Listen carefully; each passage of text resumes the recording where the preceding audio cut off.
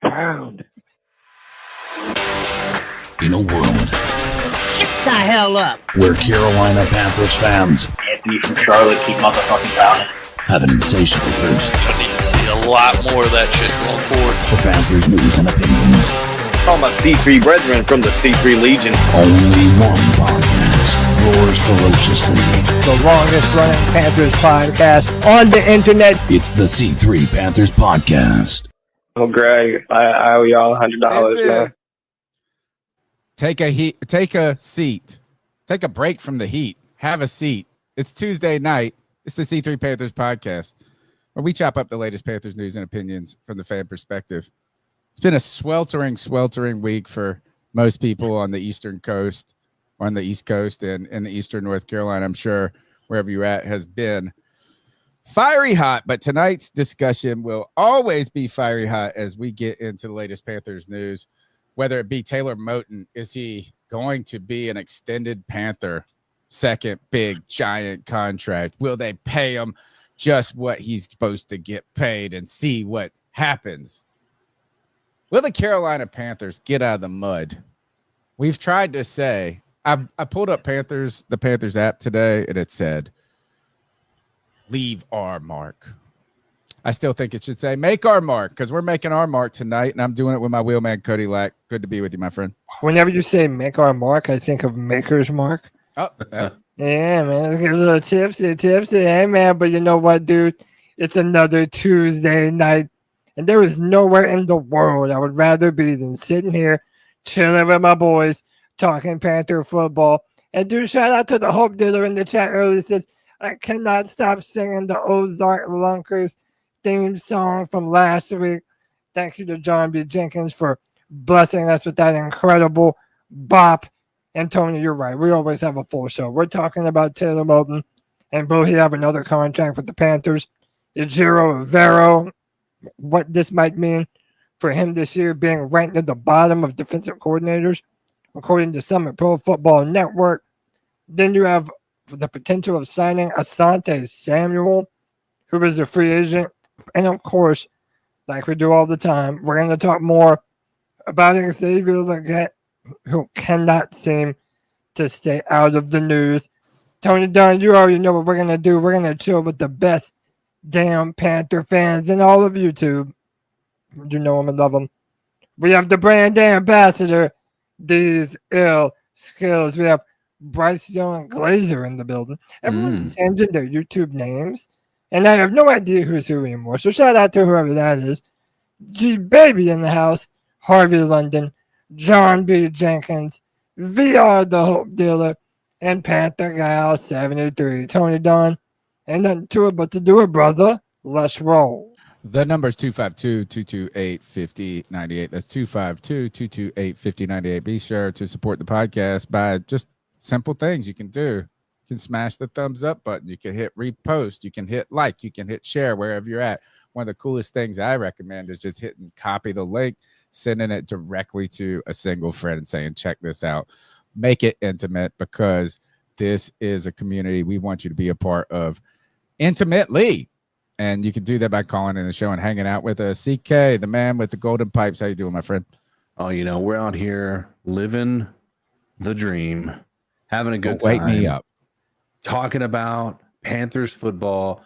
And as you boys know, we are in the month of July, the month that is known as the beginning of training camp. Boys, we've made it full circle. We're back to the beginning cycle of what hopefully will be the comeback season for the Panthers, for Bryce Young, for this entire fan base and our podcast. Man, I'm excited to see what happens moving forward. But, somehow we still find things to talk about. Somehow there's some additional things to add to the agenda always. And, obviously we're going to have chat adding a tremendous amount of that to the conversation tonight. So just happy to be here with you fellas. Fantastic stuff.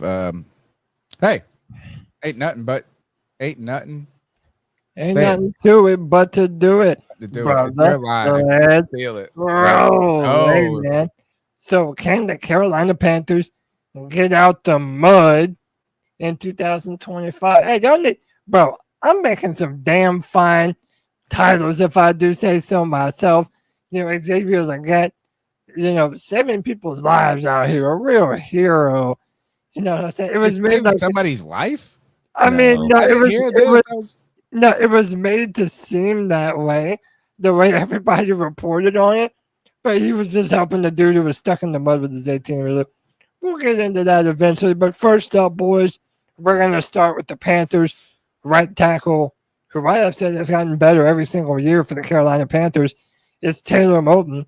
Taylor Moton has restructured his contract with the Carolina Panthers in each of the past 3 off seasons.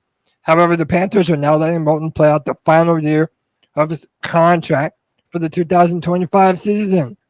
Joe Person of The Athletic released an interview with Moton on July 1st, addressing the rumors surrounding him leaving the Panthers after the season. Looking forward, I do believe I have another contract with me, but right now my focus is on the 2025 season. Moton will receive $31.3 million from the Panthers this season, which accounts for 11.2% of the team's total cap. As injuries have piled up on the 31-year-old right tackle, many are worried about Moton's future with the Panthers. Have they piled up? Rumors grow. So Moton has started 104 consecutive games before the 2024 season snapped his streak. Moton missed 2 games due to an elbow and triceps injury, but still played 14 games last season. He also sat out week 17 with a knee injury, which has many asking if his time in the NFL is ending. He said it's chronic stuff. Most linemen deal with it, Moton explained during the interview. My body has been feeling good. No tricep problems right now, no knee problems. The knees have been feeling good, and I'm excited about doing whatever I can to play 17 games plus playoffs. Now, Tony, CK, I was a little bit surprised that the Panthers didn't decide to extend Moton already. Maybe that says to us that because of some of the injuries, they're afraid to pay him right now and want to see him play another year and be healthy and play an entire year. $31.3 million is a ton of money. Who wrote this story? This is by Joe Person. Joe wrote this? Yeah, he did the interview with well, this website isn't from the Observer, but this is sort of clip. No, he's with the Athletic. But yeah, Joe Person wrote this. I'm stunned. Look Why? at this. First, will injuries force him to retire? That's like Joe Person of the Athletic. But like he had a injury and sat out a meaningless game at the end of a veteran season. Well, remember, this is from another website that sort of abridged it, sort of. Okay, so then he didn't write those words. Yeah, not necessarily. This is somebody who wrote this on Joe Person stuff. You know what? I'm going to pull up the Athletic. I'm going to see what he wrote about it. Because, CK, the idea that it's like injuries piling up. Yeah, that's a wild thought. I wonder if they're meaning on the offensive line. No, it says, look, it's like it just because he had 2 injuries in. Look at read this right here. It says he started. Wait, go back one. Let me see. I think it might be on the first. So it says Moton receives Moton's future with the Panthers. Something grows louder. I'll skip it. Taylor Moton started 104 consecutive games in 2024 season. Snapped his streak. Moton missed 2 games with an elbow, tricep. He played 14. He also sat out, which has many asking, is his time in the NFL ending? I heard piling up somewhere. I know I heard. Yeah, right there. Yeah, as injuries have piled up on, what does it say? I can't see it because of the, let me see if I go full screen. Up on the 31-year-old right tackle, CK. Think of that. He had 1 season where he had a real injury, sat out the final game. He's played 104 consecutive games. To describe this as injuries piling up is malpractice. I certainly I don't worry want to about the optics. every word, right? Because I've written stories, you're trying to churn stuff out. But then you go this. So you go, oh, maybe the person was rushing this and they said piling up in a single season. But then they go subheader. Well, injuries force him to retire. And the bananas part of this paragraph is Taylor Moton started 104 consecutive games. Before this, yeah. Yeah. He's been very consistent. And I think what they're trying then to he say, played though. 14 out of 18, bro. But here's the thing: he's 31 years old. He's not getting younger, and also, like the app says, let me take this down. Yeah, I'm over this. This is my it says, pick. but I mean, it's worth noting that Kim O'Connor is under contract for another 2 years. But he's 31 years old. I mean, what is the future like for Taylor Moton on this team? And how much of it is dependent upon this season? He's not getting any younger, and it's very expensive. 2 years ago, I started to think this is that I think Taylor Moton had his worst season. I think it maybe been Matt Rule's year. Maybe it was 3 years ago. It was either the Matt Rule or Frank Wright. Like it was like, and his worst season was just average, right? Yeah. He wasn't terrible, but you saw there were some plays where you never see Moton getting burned. Right, like it's like we never pay attention to it. An offensive lineman that you don't remember is a great offensive lineman. We never talked about Taylor Moton. He was straight. He kept it together. There was a couple of plays where like, oh shit, he got, like, oh, boom, boom. And I started to think this is like you're starting to forecast. He comes in, he's played a lot, and he comes in young, played a long time in the league. That's another thing is when you come in young, he's been in the league 10 years basically. It's not like he's got 10 full years in the NFL. But you know what I'm done with? I'm done with trying to forecast people's demise. Yeah. I've done this against other teams. I did it against the Saints defense forever. And I was like, it's like, yeah, it's over. These guys are going to fall off. It's time. It's going to fall off. It makes us feel better. And I know what you're saying, Cody. I'm going to pass you guys the mic on this. And then my final point on this. The Rams won the Super Bowl with what? Andrew Whitworth? Yeah, 38 fucking years old. Yeah, I think he was like 34, 35. No, or he's something. like 38, bro. When they won the Super Bowl? I mean, I think he might was be 38 now. I don't know. He was old, bro. So I'm sorry. The only thing is, so are you? It's going to cost a lot this year. So if you have two choices, and that is either pay him a lot this year, and then you part ways with him. Maybe three. Or he plays well, you pay him big at the end, or you find a way to bridge it right now. I mean, which one is more likely at this juncture in the road? I mean, again, a lot of it does depend on how he plays this year. A lot of people on the free for all have speculated maybe even let Brady Christensen get a couple snaps maybe and see how he plays this year. But I mean, 2 elbow injuries and a knee injury. Disrespectful. I don't know, man. He had an injury. You're an NFL player. Aren't you done doubting? J.C. Horns had a million injuries. You don't give a fuck about that. But I'm saying, dude, I'm done doubting Brady Christensen. The dude has played 4 positions on the Panthers offensive line, and he manages to play all of them well. Nirvaj said, is anyone forgetting how banged up virtually every other position has been on our line the past several seasons? Timo has been an Iron Man with the minor injuries last year. Sorry. Yeah, I'm with this. I don't want no Moton shame on this. I'm not with it. I'm not feeling it. And the idea to me, Cody, you just piled on by saying you want to see Brady Christensen. You're shitting on somebody who's been great. Look, I'm not saying anything about Brady Christensen. Yeah, but I also don't know why are you trying to take away from a man who I'm not taking away anything. I'm saying I don't know if we want to pay $30+ million too late for the next, but but we're talking this about season. No, that we're going to do that this year, but we're talking about does he warrant another contract after this one?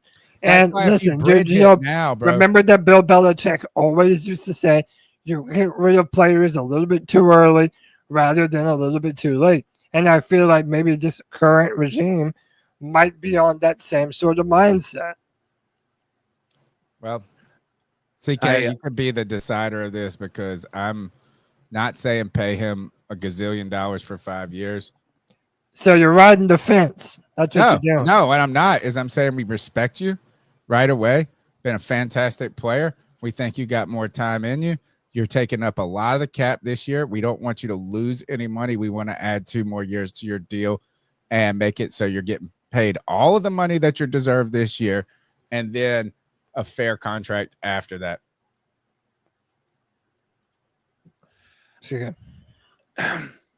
So I agree with the mindset of we don't need to overpay Taylor Moton. I don't think we are in a position where he would be incredibly expensive. I think he's going to be expensive if you try to re-sign him after this year and he plays well, and that's a problem. That's what I'm saying. I think that the thing is right now we're coming off of a season where he did have some injuries, and we have pieces, right? We paid him well. We paid him well, and I listen. I'm not saying the dude should take a discount if he doesn't have to, but I think that he will need to take a discount. I'm not sure he's going to be garnering the type of money he's making right now, even if he did hit the open market. In the current state of where he's at, so I think there's a tremendous value in us extending him at this stage with a restructure that includes some allowance to try to save some money for this year, so that maybe those. Did he restructure already this year? He's restructured 3 years in a row, Cody said. Yeah, but was that including this year? No, not this year. No, not this year. And this is where restructuring comes home to roost. Yeah, so right? It is. But I would say, go ahead. I'm sorry. I was say here's the reason that the value that I think would happen is I think you restructure him with the being an extension, a restructure through an extension. Yes. And allow for you to take that money that you're paying him this year and spread it over the next 3 years with additional money potential, obviously. And then he's got guaranteed salary at that point in time. Then you can go after Asante Samuel. You can go after whomever you might feel like can add to this team. Mind you, we have a lot of, questionable position groups on this team that we need to start trying to address. And there are some big name players out there that could be an asset to this defense. They old too, though. We're talking about Asante Samuel. He old. He might. Hey, listen. He might be not that old. What are you talking about? He's like 25. All right. It's Asante Samuel Jr., not senior. You think we're getting a 50-year-old? All right. Well, you didn't say that. Come on, bro. You didn't say that. Oh, he is not. Oh, wait. No. Asante Samuel, the old. Asante Samuel Jr. Yeah, 81. Jr. Yeah, in 1981. Let's see. That's my age. 43.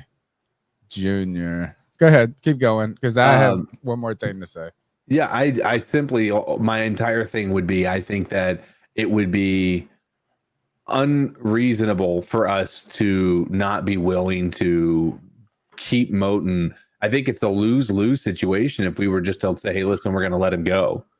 Like, I don't think there's any value in that after this year, especially, again. I think you stuck it up and you paid the $31 million and you just pay it for a year then. I think you don't just suck it up. I think you really have to consider an extension. I mean, if you think this team is saying.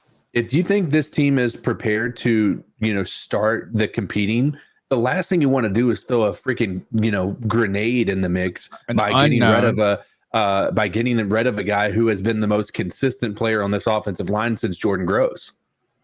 Exactly. And Cody, well, I guess to follow up on CK's position about this is I know the 31 million seems extreme, right? But that is the chickens coming home to roost on a restructure, right? Sure. The final year of a deal is always crazy expensive. So if you do what I proposed and what I think CK is ultimately seconding here is a reasonable extension, 3 years, right? That brings down the 31 million this year. But it's not going to be like he's a 31 million cost basis for every year, right? Like you give him a significant fair deal. You play him till he is 34. You have a way out potentially in year 3. And you don't throw the grenade. I don't like this idea of forecasting people's demise. I've done it too much on this podcast. I've tried to be cool. I've tried to be smarter than people. And guess what? Taylor Moton's proved me wrong myself because I thought I saw it. I thought, oh, taking a step back. We're starting to see it. And then you know what? Mug comes out. You put good players around him. And Mug, that's the thing. That was the thing about Taylor Moton. His real worst season. I mean, obviously, his first 7 seasons were terrible players around him. But you saw him last year. Like, as you get better players around him, he can hold.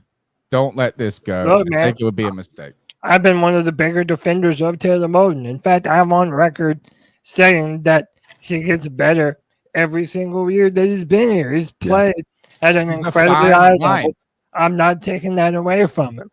I just think that if you're going to replace any position on the offensive line, his is the glaring position where you have a player that is over. No, we have no center. I mean, if you guys come back and tell me, but I said replace. Oh God, I'm saying replace. Taylor Moton is not getting any younger. He's 31 years old, and yes, that or whatever was written may have been a little bit overblown. Yes, but elbows and knee injuries, he's not getting younger, man. I don't know if I want to pay him, especially in another contract. You know, whatever the top right tackles. He's not going to get top. How do you know that? If you're Taylor Moton, honest, money. Why would you take anything honest and fair bullshit? He'll get all the money that he's able to get. Okay. No player does that, Tony. No player is ever like, oh yeah, I'll take a hometown or it's hometown not a discount. It's like this.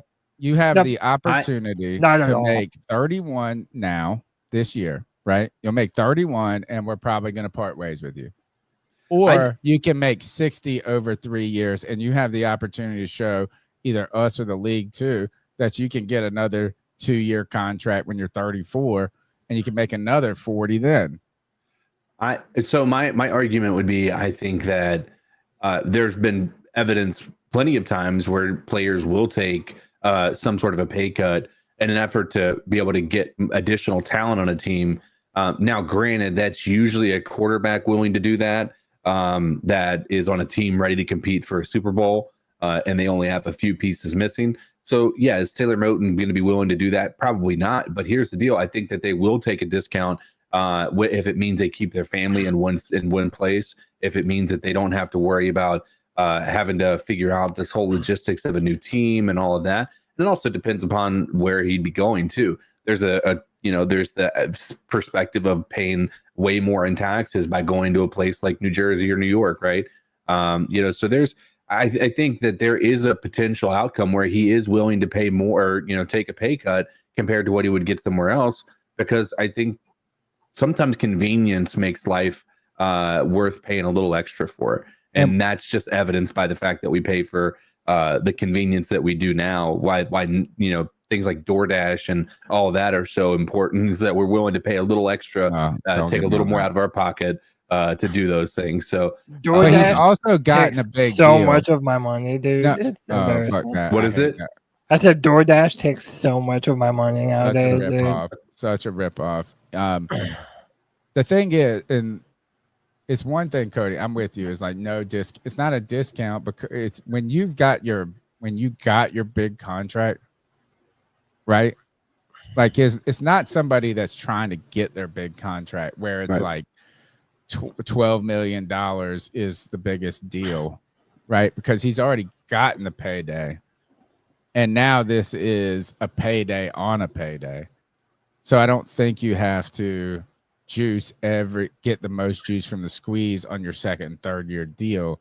That's why if you're on your third deal and you want to go to a competing team, you're already set financially. Yeah, but can we also say the truth? It depends on how he plays this year.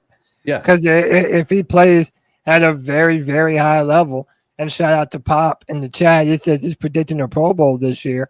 So let's say he does play at that level. Taylor Moton is not taking less than top right tackle money to play anywhere, man. The days of players being like, oh yeah, I'll take a little less. Like, unless you're going to a legit Super Bowl contender, that it isn't happening, man. You're going to have to pay him, much like Nirvash paid us tonight with a $5 C3 bomb, says give him a respectable contract and we should be fine. If he's asking for something ridiculous, put Brady Christensen at right tackle. This is an overblown issue. That's a great comment. I mean, look, I've been one of Brady Christensen's bigger defenders the entire time that he's been here, and every time we put him in a position, he thrives. So yeah, forgive me for thinking Brady Christensen probably could slide in at that position and play just fine. But I think if you want to save money, in your instance, but you guys are worried about the overpay, then you do it now. Because you fuck around and find out. And that's why I'm surprised that we didn't do this already. There's still time. Just like there's still time for us to talk about something else. The last bit on that. The Athletic interview also highlighted Taylor Moton's current relationship with Panthers ownership.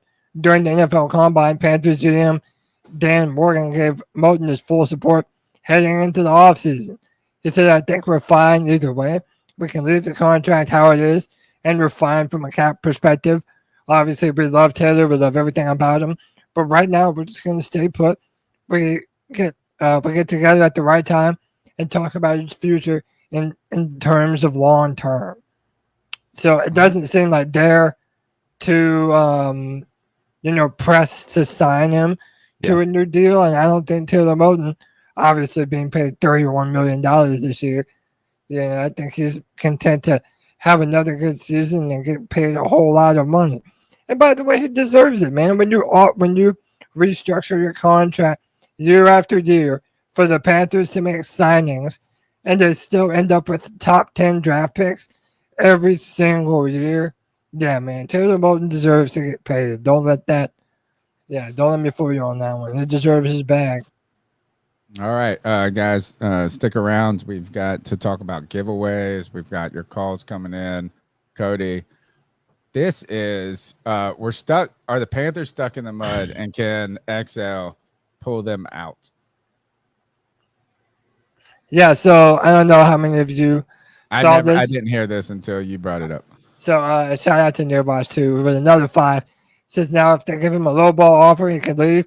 He's not going to take some super cheap deal because that doesn't reflect his abilities at right tackle. Dude, Nearbosh is making great points. It definitely doesn't.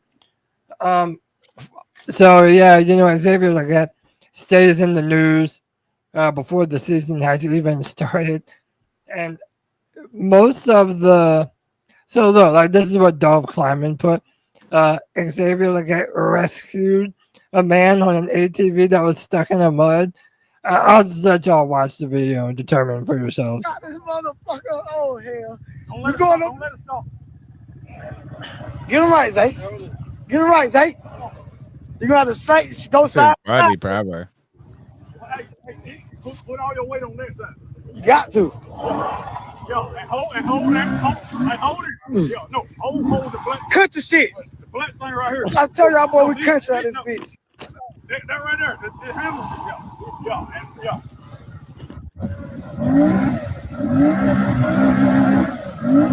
Oh, hell. Damn, my boy got to get dirty today. Damn. Get him out of there. I'm stuck out this mother. We didn't even see him get it out. You going up? Okay. Is there anything surprising about this video to you? Not a fucking thing. This is on brand. He is a real mofo. That's why we knew it from the beginning. That's why we loved him. It's not an act. It's not a caricature. This is him. This is real. This is what Mug is doing on a Tuesday. Okay. Man, you can't help but just freaking love. I saw multiple people talking about this dude needs a reality TV show. Like, yes. Like he legitimately, the dude, like absolutely. If you watch anything that has to do with XL, like if you don't love this dude, let's take away the play on the field, whatever you want to call it, right? I'll even put that out there. I love him. You don't love this dude, like, I don't know what the issue is for you. Like, this dude is like the most wholesome, like genuine person. I just don't know that we've had somebody that I felt like this early on was just so like authentic. Yes, is a great way to put it. But also like somehow universally loved around the league, around the entire, like the dude. So when you're yourself, CK, yeah, it shows. He has a great spirit. He has a great spirit. And here's the deal, guys. Like, there's something about the Panthers right now, and women are flocking to the Panthers fandom right now because of Dave Canales, Xavier Legette, you know, even Adam Thielen. You know, you have these good-looking dudes and a lot of the, you know, very 2015-ish. It's wild. It's wild the amount of women in like comments just, you know, just fawning over this dude. Well, I also, you know, he's been making a lot of news, starring in rap videos, hunting for squirrels, saving people from sinking four-wheelers, going to the Kentucky Derby. But a lot of the criticism has been around, why isn't he out there working? Well, I just want everybody that has been criticizing him to applaud him just as loudly, because my man has been indeed out here working. Good job. Good job. That's he cool. went to train with the route guide, working on his break. Yeah, now. Good run. And you're reminded of the athleticism that XL possesses, dude. Come on. He's a next level athlete, and we haven't even begun to see the best of it. Flat. Come on. I love any one of these videos. And we're all like, yeah. Come on. Go, come on. Good job. Let's talk about Twan's comment. Yep, left. Yeah. Your thoughts on, I'll give it to you guys first. Is it stupid for him to be getting out there and all right, so one is getting in the mud trying to pull this motherfucker out, right? Doing all this, and then but then you could probably take it further as like, man, it didn't look like he was four-wheeler doing stuff like this. Do you have Twan says this? He said if he would have broken his leg, the media would have eaten him up. And he said earlier, he said that was very stupid. You can't do shit like that. He's a country boy, Twan. He ain't breaking his leg. This is his environment. That's what he does, man. He's used to riding horses, riding the four-wheelers.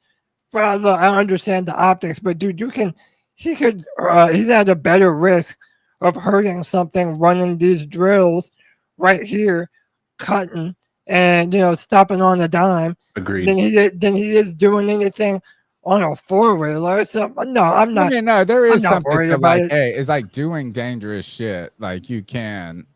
I mean, there's not like it's not the same as like, hey, I'm. Remember we had that player Remember we had that player a couple of years back that got arrested driving a four-wheeler too fast. It was somewhere in South Carolina. I don't remember that one. Y'all remember that? Chat, y'all might have to help me out with that one. But yeah, this is as tame and as innocuous as a four-wheeler story that the Panthers could possibly have. CK, should athletes who are getting paid or trying to make their way and trying to get the big payday, should they be making business decisions in their daily habits? I mean, I think there are certain things, yes. Like if you're looking at, you know, some extreme sports, you know, do you want to have these guys going out and playing professional soccer or something like that? You know what I mean? Like, yeah, no, that's probably not a smart decision. But, or if you do want your, you know, star player out on a yacht with a questionable substance in his hand surrounded by women, yeah. you know, maybe pink substances, huh? Yeah, right. And so it's there's probably some part of that that's, you know, could be considered concerning. But not, this is tame as can get, dude. Like the dude's just trying to get this dude's ATV out of the water. He's not out here jumping. He's not out here doing anything. He's riding horses. He's doing what he's done his entire life. And to tell a guy that he can't do that because he's, you know, in the NFL, I think that's why people start to hate the game and they lose the passion for it. And that's why I think you see some of these guys just kind of disappear. Their personalities just disappear from all semblance of authenticity. That's a great personality. I don't think Twan's comment is off base though. Sure. Right? Like is that no, I mean like the idea of I mean, we could take it to extremes, right? Like, should you be like trying to go into space with Bezos and potentially getting blood clots or, you know what I mean? Like, I mean, there are extreme versions. I think somehow, though, the median is staying true to yourself, right? And living a life that is like, I mean, you can overprotect, like you overprotect your kids, they go the wrong way. You underprotect them, they go the wrong way. I think you have to have, I think being too guarded as a player also can be problematic. I mean, look, injuries are freakish. You know, problems are freakish in life. I mean, look at JC Horn. You know what I mean? Look, he's like a trained, perfect, all this, and he gets injured. Sure. Not his fault. It's just like happenstance. You look at Brashard Berrien, who's like playing golf in the Dominican Republic and gets hit on the foot with a golf ball and also gets infected. Like, I don't think we can live our lives entirely in fear. Right. I mean, I think you can say, look, is that if you want to be like, oh, I want to be a F1 racer or whatever it's called, F3, like maybe that's not the best for us at this moment. You're an investment. I think Twan's comment's fair, but I also think that this is on brand for him. The dude eats coon. You know, it's not like he's like, oh, I'm taking up. It would be like me, like if I got money, all of a sudden I'm like, oh, I'm going to take up shooting guns and this and that and like all at the same time. Like I'm not, those aren't in my wheelhouse normally. I feel all right. And look at that boy. That boy country strong. If there's anybody going to pull a fucking ATV, he already knew what to do. He said, lean on the left, gun it. And it was starting to work. That little skinny boy didn't know what to fucking do. Yeah, he was waiting too long. If he would have done it a little bit sooner, he might have gotten it out the mud. But yeah, man, bro, you have to let a country boy be a country boy, though. Like, hey, man, it's like that's his environment. No matter what, he was going to be doing that no matter what. So it's like, yeah, that's part of his appeal. You know, is that he does that real country shit. Twan says, my question is, if you guys own the team, would you be okay for this? Yeah, I ain't making no big deal out of this. I think you can't overregulate. I think if you, like, I mean, to me, this is not problematic as in, like, the problem would be like, oh, are you Greg Hardy getting in a fight at the epicenter with your girlfriend? Over Nelly. By the way, I was just watching. My girlfriend likes the Nelly Shanti show. Oh, and I was like, I don't like Nelly. She's like, what? Who doesn't like Nelly? You don't like that? That's what you don't like Nelly? I don't really dislike Nelly, but I just know this. I'm like one of the 5 people on this earth that knows that Greg Hardy's career was ruined because of a fight he got in with that girl that started that epicenter. Because she fucked Nelly and a Nelly song came on. And then this whole crazy thing. I do remember that. I do remember this. So, no, I don't dislike Nelly, but I always associate him. Hey, must be the money. Bro, that's and do you know that Ashanti took him to this place where they were going to buy mattresses? And he goes in there and he's like, I never been to a mattress appointment. Like they made an appointment, and the guy who's selling the mattress, he didn't call them mattresses. He called them instruments. He's like a sleep instrument. He said they laid on the first bed. He goes, this one is $75,000. They can go up to $1 million. I like Nelly now. He said, we got to get the fuck out of here. Bro, Nelly is an all-timer, man. He doesn't get enough love.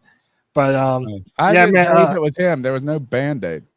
Oh, and by the way, it was shout out to Kendall, the GOAT from Black Cat Panther Podcast. He said it was Ian Thomas. Yeah, Ian Thomas was speeding on a dirt bike somewhere in South Carolina, and he got pulled over. I think there was also a story with Shy Smith as well. Yeah, he was the one that took acid. No, he was taking acid. He got caught with weed. That's what happened with Shy Smith. Google. You don't. I don't know, dude. It's been so. Google it. Your boy Everything, Shy Smith was fucking dropping acid and got caught with weed. everything is like a blur to me now. But listen, we talked about this. Yeah, right. We talked about this a little bit on the Friday Free for All. But Tony, CK, I'm here to tell you, we're used to people in the media dismissing the Carolina Panthers. Yeah. But dude, all of a sudden, we're getting a lot of love from a lot of different media outlets. We're gonna in the script now. Yeah, we're gonna start with PFF, who says that we should be one of the most improved teams. This is a 60-second clip. So I hope we don't get banged for it. Nah, I don't even give a fuck. Carolina Panthers. Hey, they're coming. I'm telling you, Bryce Young's coming for the title. Look, what they've done, they needed a number of pieces on this defense, and I think they went out and got it on free agency. You talk about a guy like Trayvon Merrick, who was the most expensive one that they got, 6th best run defense grade among all safeties last year. You're talking about a team that had a historically bad run defense. You also had guys like Tershawn Wharton and Bobby Brown up front, Matt Jones off the edge. You're going to get Derek Brown back, which immediately makes that D-line way better, especially in run defense. So you really like, to me, the quantitative approach that they took in free agency. I know they tried to get Milton Williams. New England gave him an offer that blew him away. Okay, it is what it is. They needed just as many starting caliber players as they could find. Keeping Mike Jackson at corner, I thought, was a really good move too. And that extended into the draft with this defense. But the first thing they did in the draft, which allowed them to set up their draft, I think, properly, was getting Tetero McMillan with the 8th overall pick right then. So he goes on to mention pretty much all the things that we did in the offseason. And, so that's why I titled this what we did today. Can the Panthers get out the mud in 2025? Because it feels like a lot of the media members, I feel like a lot of the media members that normally would be dismissing the Carolina Panthers completely are now all of a sudden giving us a ton of kudos. And I don't know how I feel about it, Tony. I feel like all the best Panther teams have been very, very slept on. Yeah. Especially before the start of the season. However, I do like that it tells us as fans that all the reasons that we're excited, it's not just us being homers. Other football people who are not even fans of the Carolina Panthers are starting to see the vision that Dan Morgan and Dave Canales are putting together, and they're giving us our just due. What do you think about it? I went on Pirate Radio this past week, and I wish I would have studied up on, and we collaborated before enough today. My bad. I went on Pirate Radio on Friday, and they asked me this. They said an unnamed NFL executive sees the Carolina Panthers not only making a top 10, like a push, but being a playoff contender. They see Bryce Young could be a top 10 quarterback and potentially MVP. Right. Like, I mean, it was, and they're like, and the defense could be like top 15 or something. Like, it was like the most like glowing thing.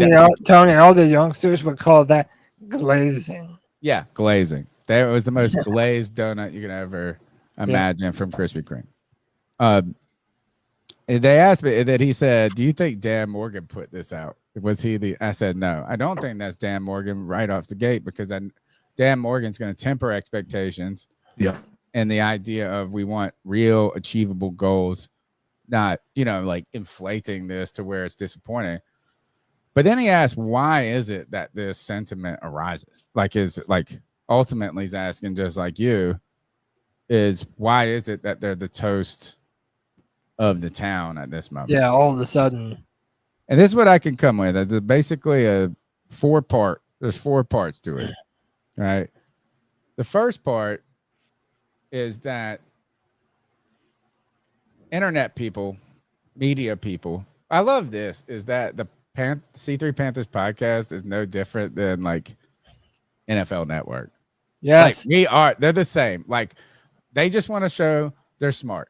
They just want to be like, you want to do something where you get ahead. Like, you're trying to find a darling. And my buddy Clip, who is a host of Pirate Radio, He was not on this past week, but he often in the offseason he'll ask this. He'll say something to the effect of 30% of the teams that are going to make the playoffs next year weren't in the playoffs.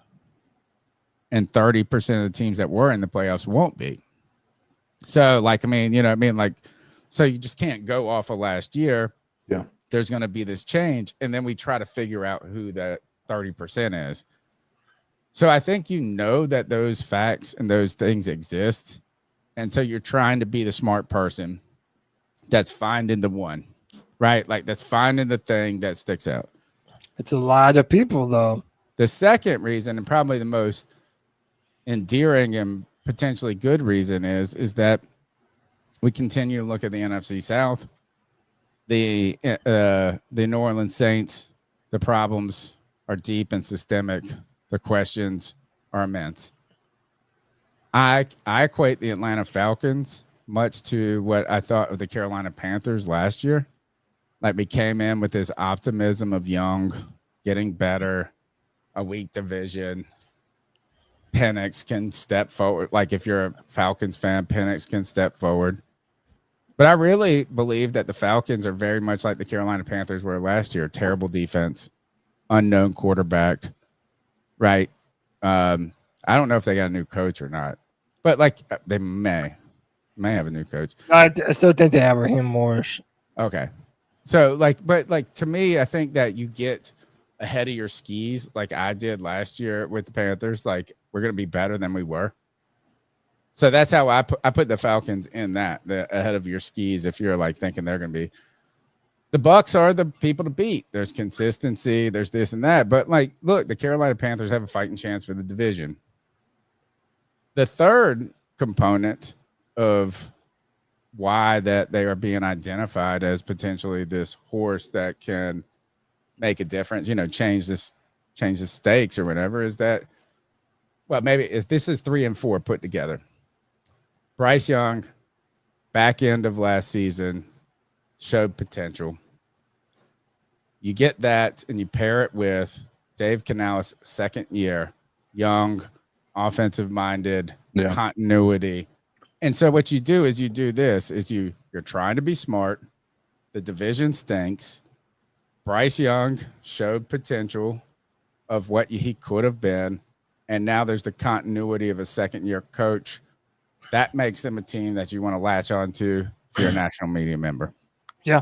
Let's play one more national media member, and then I'll let CK chime in on this. But Rich Eisen is also picking up what the Panthers are putting down. To shock people, be a 7 seed, right? I'm serious. They've got a lot of talent, and they got that young coach and Dave Canales from the beautiful Pete positivity mantra. I mean, Bryce Young, if we can continue his upward swing, right? And you look at their division. I mean, I don't know how they're going to split the running back carries. But, you know, Chuba Hubbard got that contract. Rico Dowdle's there. Trevor Etienne got drafted. Ted McMillan, Adam Thielen, Xavier Legette. Hunter Renfro's back in the league, people. Jimmy Horn, one of our guys from we know Colorado, names Jalen on this team. Is the offensive line right? Defensively, can we make some plays here? Can we surprise some people? Are we sleeping on the Carolina Panthers? Maybe so. Number 2 on the list. So Rich Eisen add his name to the list of people who are glowing about the Carolina Panthers. CK, what say you, man? Man, I think it's super exciting to have us be relevant in any news. I mean, how long have we just been complaining about not being given respect? I mean, granted, we haven't really earned it, but it's just nice to be not the laughing stock of the entire league again. I mean, that's been one of the most difficult things being a fan of this team is just constantly having to answer questions like, what's going on with your boys? You know what I mean? Like, now we can say, like, how about Bryce? That's what you're hearing a lot, right? And so that's exciting, man. Let me finalize this discussion by asking you a question, Cody. Yeah. Do you think that noise, optimism, dark horse, those things we just talked about, as coming more from the outside media or from inside Panther Nation?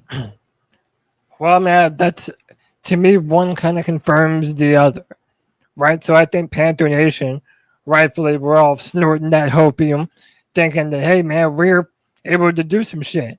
But I think when when you hear somebody like Rich Eisen, and again, everybody makes predictions, but you have PFF basically saying that we should be one of the more improved teams.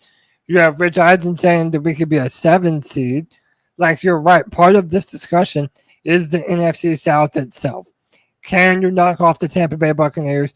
And they have drafted so well over the years. And of course, I deleted the graphic that has been in the show for the past 3 weeks that we haven't used. But Tampa Bay drafts really well.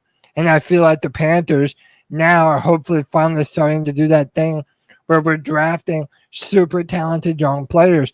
And to me, what's going to be the determining factor upon proving all these people in the media are right or not is how well our young rookie players play for us this year. Is Nick Scorton going to make a difference? What does Princely Human do?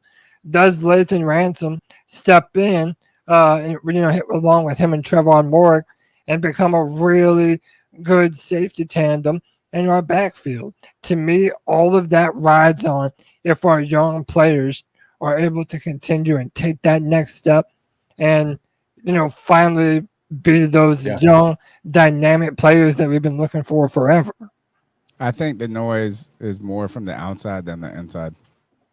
I think that fans, the organization themselves, or at least maybe I'm just projecting my own opinion on all fans, is mildly, cautiously optimistic, or just optimistic, right? But like the idea, are we sleeping? Are we this?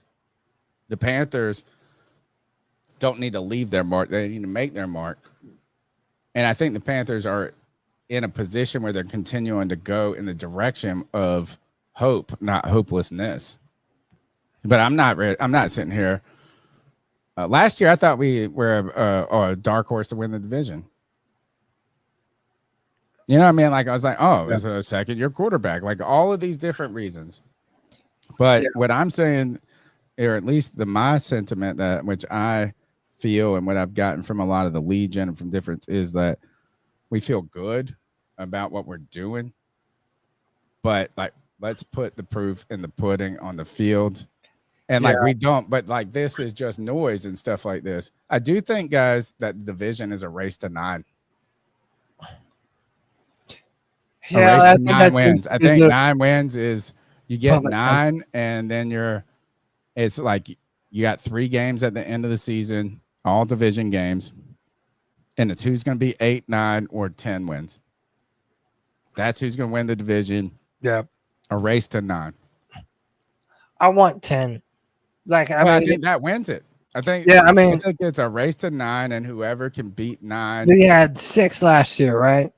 Yeah. So I don't want to do the thing of just getting 2 more wins every year. I mean, I know that is still success, but I want to get double-digit wins. I mean, we all want to check our stock. Right, but I think that we're capable of it when you consider the offensive line that we have, the depth on the offensive line that we're returning. When have the Panthers ever had the type of depth on offensive line that we're set to have this year? Like, from the starters to the depth, we have a really good offensive line. You have 2 badass running backs in Chuba Hubbard and Rico Dowdle. And, the elephant in the room is, what are we going to see from a 3rd-year Bryce Young? Is he finally going to take that next step and prove himself to be one of the better young quarterbacks in the NFL? All of those are sort of dependent upon one another, and those young players on defense, like I mentioned earlier, making an impact this year. But it also seems like a lot of different boxes to check off. However, if those things do go well, there's no reason why we can't be a 10-win team this year. I want to go buy a $10 scratch-off ticket and it have a $500 value. That's what I want. But if I go and buy a $10 scratch-off ticket and I get $50, I'm happy.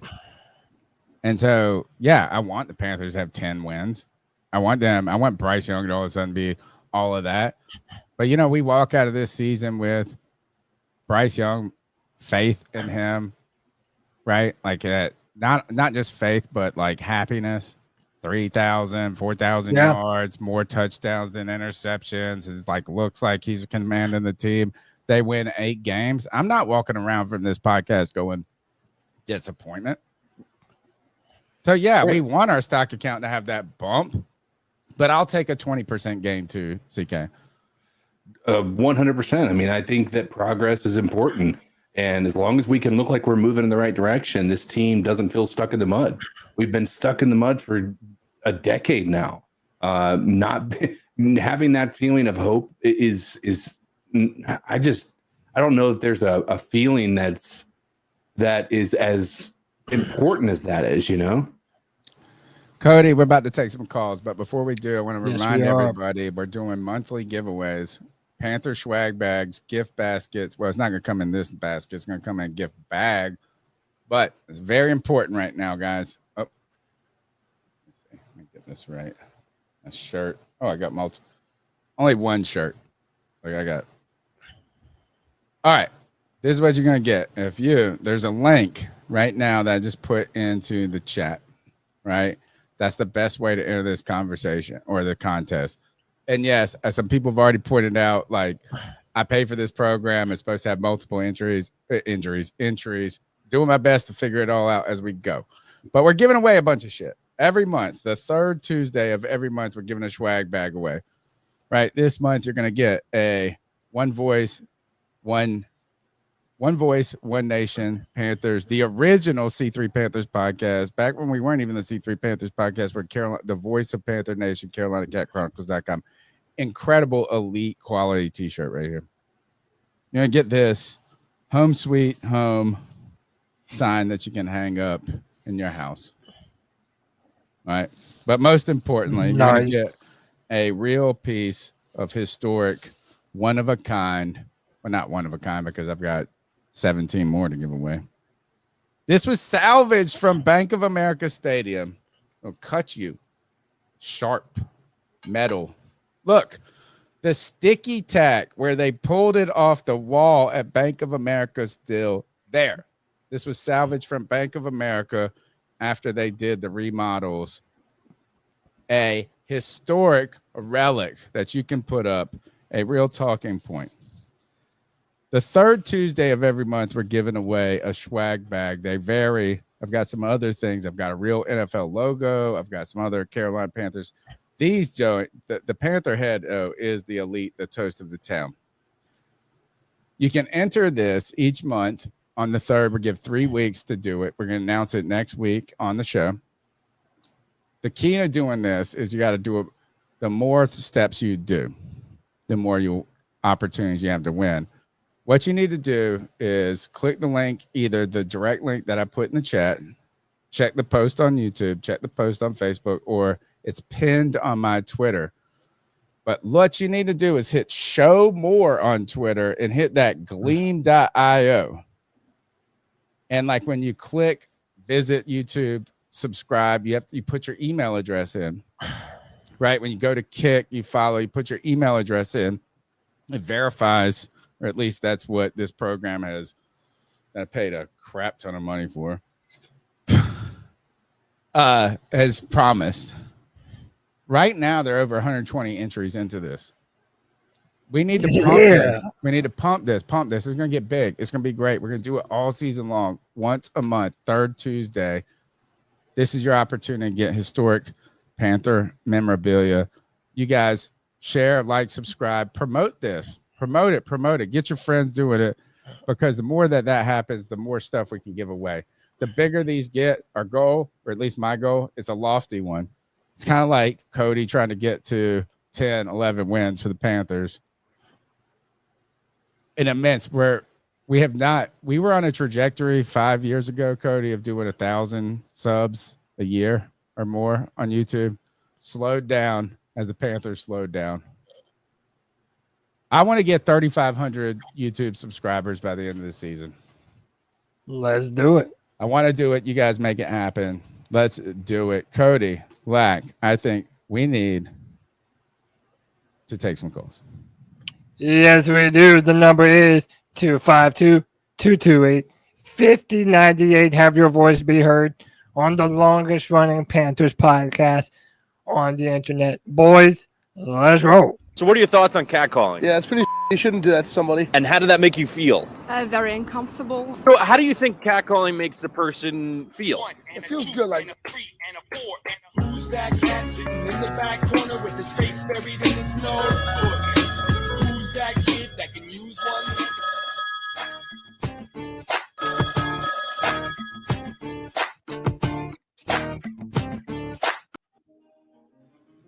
one? Oh. It's coming. This guy's playing music. Hopefully we can play that. What? Why are we even listening? Hold on. Hey guys, this is a first-time caller here, and I'm not trying to get emotional. My life has turned upside down in a positive way in the last 4 days. Y'all guys, I listen to y'all every Friday.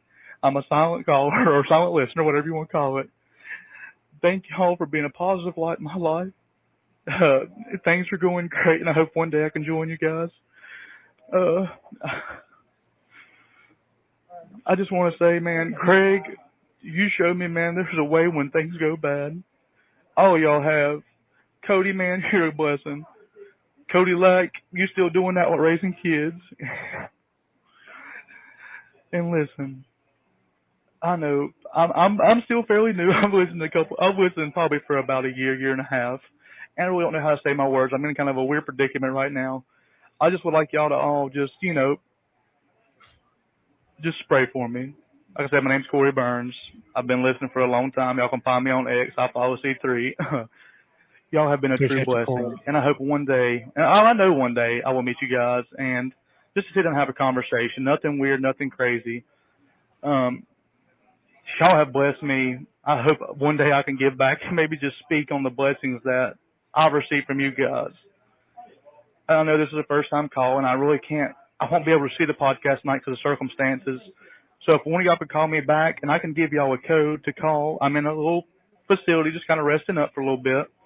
I didn't go crazy. I'm just excited. I promise. But you can call. If somebody can call in and give me a positive message, you can call this number if you get it. And then the number you can call in too is 64472. Now I don't want too many people calling in because I think I'm crazy. But I love y'all guys, and I promise I'll be on the next live show. I promise. 647. Keep pounding. Now I will say this is that because this comes through Google, right? Like you get your own caller. It does say behavioral health. Interesting. Right. Well, how about this? Here, there's more. There's more. Oh, there's another one? We might be therapy night. And by the way, C3 therapy exists on Sundays. Yeah, that's what we. It does, really. We've been doing this for. Hey guys, this is Corey Burns again, leaving a part 2. I think I went a long-winded. I'm new to this. Y'all have to help me along the way. Okay, Corey.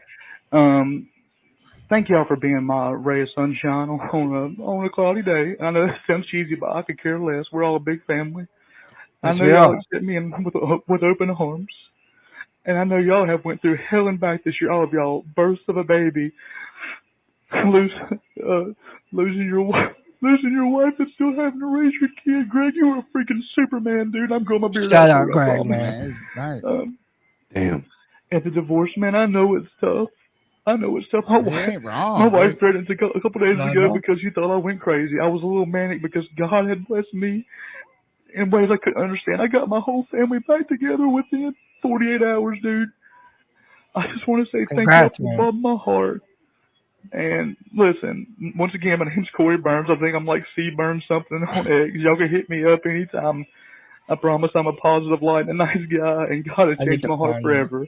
And listen, I don't want to get crazy. I don't want to get too spiritual. I just want to say thank y'all for the blessings, and I love y'all. If I can give anything back, trust me, I will.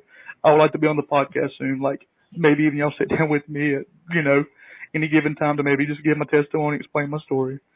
thank you, fellas. Just please keep praying. I should be home by tomorrow, maybe even Tuesday. But I love you. Bye. Appreciate you, bro.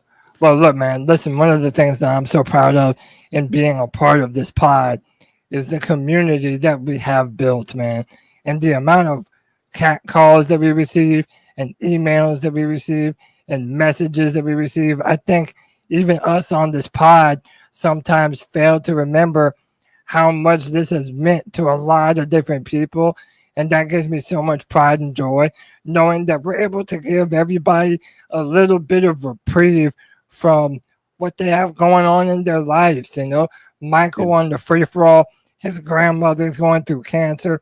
We were able to, you know, give out some good thoughts and some good love to him. You know, the fact that we're able to do this through this podcast about our favorite NFL team has been such a blessing to us on this show, but obviously to you all as well. I know I'm proud of it, and I will definitely continue to still be here for all of you. And Corey, I don't know how much you're able to, but every single Friday, we let people on the Friday free-for-all to be a part of the show and talk Panther football, brother. And it's called free-for-all because we let anyone and everyone on the show. But in the cat calls, on the free-for-all, on the post-game shows, every Sunday after the game, this is for y'all, man. And we love doing it for y'all. So thank you, brother. It's wonderful to know or to hear that our show means something to people, right? Like I'm a teacher, and I told my mentor in college, like the most important person outside of my life, outside of like my family, right? My graduate, Carl Swanson, Dr. Swanson. My first year teaching, as I said, or maybe I was early on. It wasn't even my first year. I said, teaching is a lonely profession. He said, what? He said, what? It was like, we're with kids all, you know what I mean? You're with young people, you know, people all the time. But as an adjunct instructor, you're there at night. You don't know anybody. You're never in the department. There's no you know. But one of the things as a teacher, or at least at a higher ed level, is that you only spend 3 months with somebody, right? You only get a limited interaction, and you don't get the, like, you made a difference moment, you know? But I've been in the game long enough where I've bumped into people and they're like, man, there's nobody that's helped me more with my writing than you, right? You get these emails, like it takes a long time to come back and feel that, right? So it is wonderful when you realize that you are part of someone's life and you don't realize it. This show was built on that. Joe Riolano, my best friend of all time, passed away. Rest in peace, Joe Riolano. My brother's here, right, on this panel right now. Greg, who I met for the first time now it's been a few years ago, right? And I met him like somebody I had known my whole life. In the first, like, hugged like brothers. My bastard son invited me to his wedding. And I'm going, Kev. I'm going to be there as much as I can. I'm ready. He invited me too. I'm going. I'm going to make every effort to go there. Like, I'm not going to say like entire. Oh, look. Oh, by the way, look. Oh, hold on. I tilt this up a little bit. You got to see. I got Snoop Dogg. So it's wonderful when we get that, and we're really tremendously. It's been great, and it is. Oh God, I dropped my camera. As you do sometimes. No, it's fun. It's wonderful. Yeah, I mean, it's a big part of it. Is great. That's the important part. That is the important part. I'm muting my camera now as I fix it. Oh, but we're going to the next call. Yeah, man. And when Corey, love you, brother. On my balls. Corey, love you, brother. Praying for you, man. And we look forward to continue having you be a part of this C3 Legion community that we have, brother. Keep pounding. It's going to be okay. Absolutely. Hey guys, John B. Jenkins here again. I'm calling John back. B. I just wanted to add a little bit more to the end of that story I had on my call.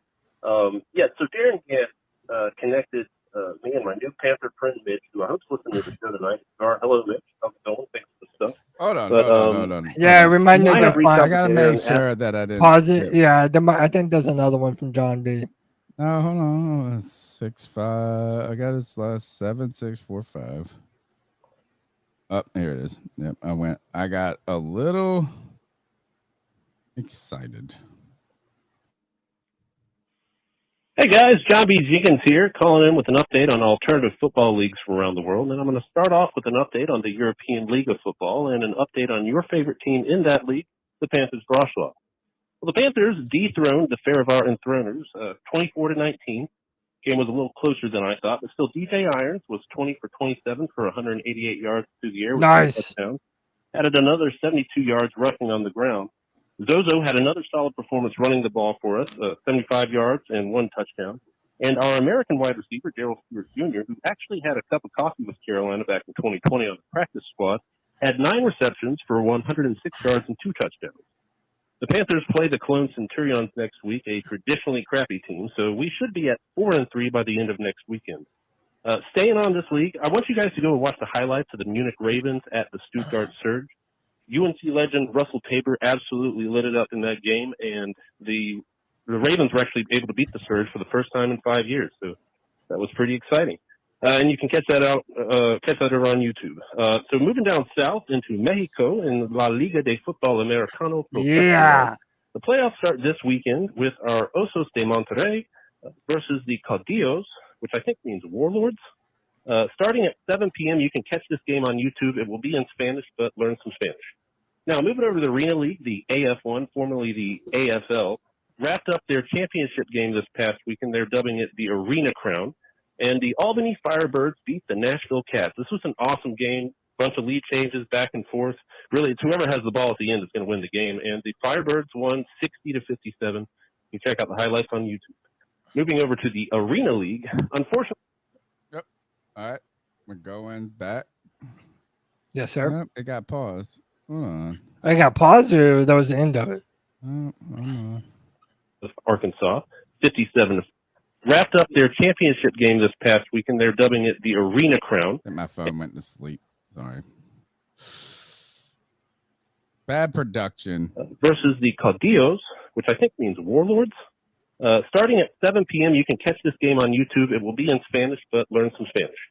Now, moving over to the Arena League, the AF1, formerly the AFL, wrapped up their championship game this past weekend. They're dubbing it the Arena Crown. And the Albany Firebirds beat the Nashville Cats. This was an awesome game. Bunch of lead changes back and forth. Really, it's whoever has the ball at the end is going to win the game. And the Firebirds won 60-57. You can check out the highlights on YouTube. Damn. Moving over to the Arena League. Big score. Unfortunately, our Ozark Lunkers lost to the Hot Springs Wise Guys of Arkansas, 57-48. Now, don't get sad. If that does make you sad, then I suggest you just cue up that walkout song and learn about how Lunky is a humongous fish. Staying in the arena game, the IFL, I just want you guys to know of this league. The IFL, the Indoor Football League, they call it the Major League of Indoor Football. It is midway through the season. This is absolutely my favorite indoor league. $30 for the whole season. I highly suggest you checking out that package, but you can watch the highlights on YouTube. For some women's football news, the Women's Football Alliance has also entered their playoffs. You can find most of those games on YouTube, and you can check out their website at wfaprofootball.com. Now, I want to say a quick hello to my new Panther friend, Mitch. Darren Gant actually connected us on the Panthers mailbag, and Mitch sent me some new old stock, a Keep Pounding bracelet, and actually a Keep Pounding keychain with 51 and 58 on it for Sam Mills and Mark Shields. Anyway, that's all I got for right now. Just want to say hey to Mitch, and love you guys. Keep pounding. He's got a part 2. I actually have a question, John. Panthers mailbag question maybe 2 weeks ago was, how do we find one of these old retro bracelets? And Darren Gant said he went to the equipment guy, like they can't find it. Is that this story? Yes. Yeah, and Darren Gant retweeted him too. I'm trying to find it. I wondered. I thought about do I he's actually promised to have use his that powers for bracelet good. too? That was the first thing I thought is, do I have that? Look at this. Oh my gosh, the universe. Here, John B coming back with a little Shout bit out more. to VR the Hope Dealer, by the way, with the 199 C3 bomb. Hey guys, Sean B. Jenkins here again, and I'm calling back because I just want VR the Hope Dealer. You know what? He's coming up on the Cat Calls line too, shortly. Nice. 199 C3 bomb. Thank you. One C3 bomb begats another C3 bomb. I'm telling you, we can use all the help we can get. And the help that we need most is your support, your time, your energy. Smash the thumbs up button, subscribe, like, be a part of the show. Call in at 252-228-5098. Be a great community member of Panther Nation, not just the C3 Legion like John B. Jenkins. And you know what? You might even get a retro bracelet from Darren Gant. So look, I found it. Shit, what the? That's not it. Here we go. So big thanks to Darren. So John B said, big thanks to Darren Gant for connecting me with my new Panther friend, Mitch, who sent me some new old stock Panthers swag. Can now finally retire my faded Panthers bracelet that I worn for 10 years. This is the year, y'all. And Darren Gant reposted him and said, behold the power of the mailbag. I promise I'd only use my powers for good. And I have, dude. That's awesome. That's a cool story, man. That is. And what's awesome is I actually read the mailbag that week, and I read that entire story. I read everything from Darren Gant being like, I'm a hoarder, and I'm mad at my wife for who wouldn't need a squirrel feed or whatever. John B, I'm going to say this. If we get 11 wins, just get he says, I've never had a tattoo, but I had this bracelet on for 10 years. That's basically a tattoo. I say this, if we get 11 wins this year, replica tattoo of that bracelet. You'll never. Yeah. You'll That's never. a cool one. Maybe I'll do it. Dude, shout out to I don't get color tattoos. John B, though, man. John B is the man. Dude, awesome. Yes. I was last week and this week, man. And I did buy a Lunker t-shirt. And I just got the email today that it's been shipped. And it's, by the way, a Lunker is a big fish. Come on. All right, here he comes back a little bit more. Hey guys, Sean B. Jenkins here again. I'm calling back because I just wanted to add a little bit more to the end of that story I had on my call. So Darren Gant connected me and my new Panther friend Mitch, who I hope's listening to the show tonight. Hello, Mitch. How's it going? Thanks for the stuff. But I had reached out to Darren asking if he knew of any leftover rubber band bracelets. I've had this rubber band bracelet on my arm since 2015, whenever they started offering them, and it was falling apart. Darren didn't have any, couldn't find any in any storage closets in the back rooms of the stadium, but he put the question out on the mailbag, and Mitch from Colorado responded, and Darren connected the two of us. Mitch sent me some new old stock. I've got a Keep Pounding bracelet in 2015, and I have the Keep Pounding keychain with Sam Mills number 51 and Mark Fields number 58 on it. I think that came out in 2004 or right around the Super Bowl of 2003. So anyway, long story short, I have two artifacts from our last two Super Bowl runs. So these two items, along with the fact that we are opening against the Jags and J-Lo is getting another divorce, are indeed aligning. And this is the Destiny. I mean, I say that every year, and I say I mean it every year, but I really mean it this year, y'all. This is the year for our Carolina Panthers. We're going to win it all. So that's all I got. Just want to make sure I added that little update. As always, keep pounding Carolina Panthers, keep pounding Panthers Vroslaw, and keep pounding C3 Panthers Podcast. John Keep pounding. Go big fish. John B, you're the man, brother. He's a big fish in the calls. By the way, John B also says that he narrated an audiobook a couple of years ago. Check out Second Chance by Michael Roberts. He plays a Revolutionary War Batman MacGyver character. That sounds cool as fuck. I didn't mean to laugh, but I just thought of Greg when he said those words. Yeah, I was like, "That's Greg. Would love that storyline." Oh, dude, absolutely, absolutely. Right. You want to take another call? Yeah, let's go to the Hope Dealer. Happy Tuesday, everybody. It's the Hope Dealer checking in real quick. Hey, I just want to say, do not be deceived. Do not be deceived as we go through camp. Our Carolina Panthers.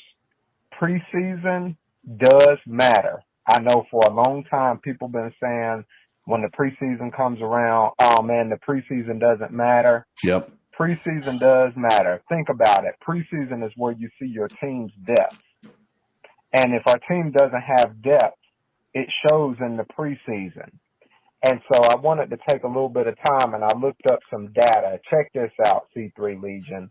Do you know that over the past 10 years, the past 10 Super Bowls, the Super Bowl teams had a combined preseason record of 30-12. 30-12. But not only that, the last team to not win a preseason game at all and go on to go to the Super Bowl and win the Super Bowl was the 1982 Washington Redskins. 1982. So best believe when the preseason comes around, I want to see Bryce Young in there. I want to see him playing. And I know the whole thing with injuries, but look, I remember Frank Reich said a couple of years ago, Bryce Young can be streaky. We need to see it. But not only that, we need to see what our depth looking like. So anyway, let me know y'all thoughts on this, man, concerning the preseason. I'm thinking we need to change the narrative, but it's the Hope Dealer. Keep pounding.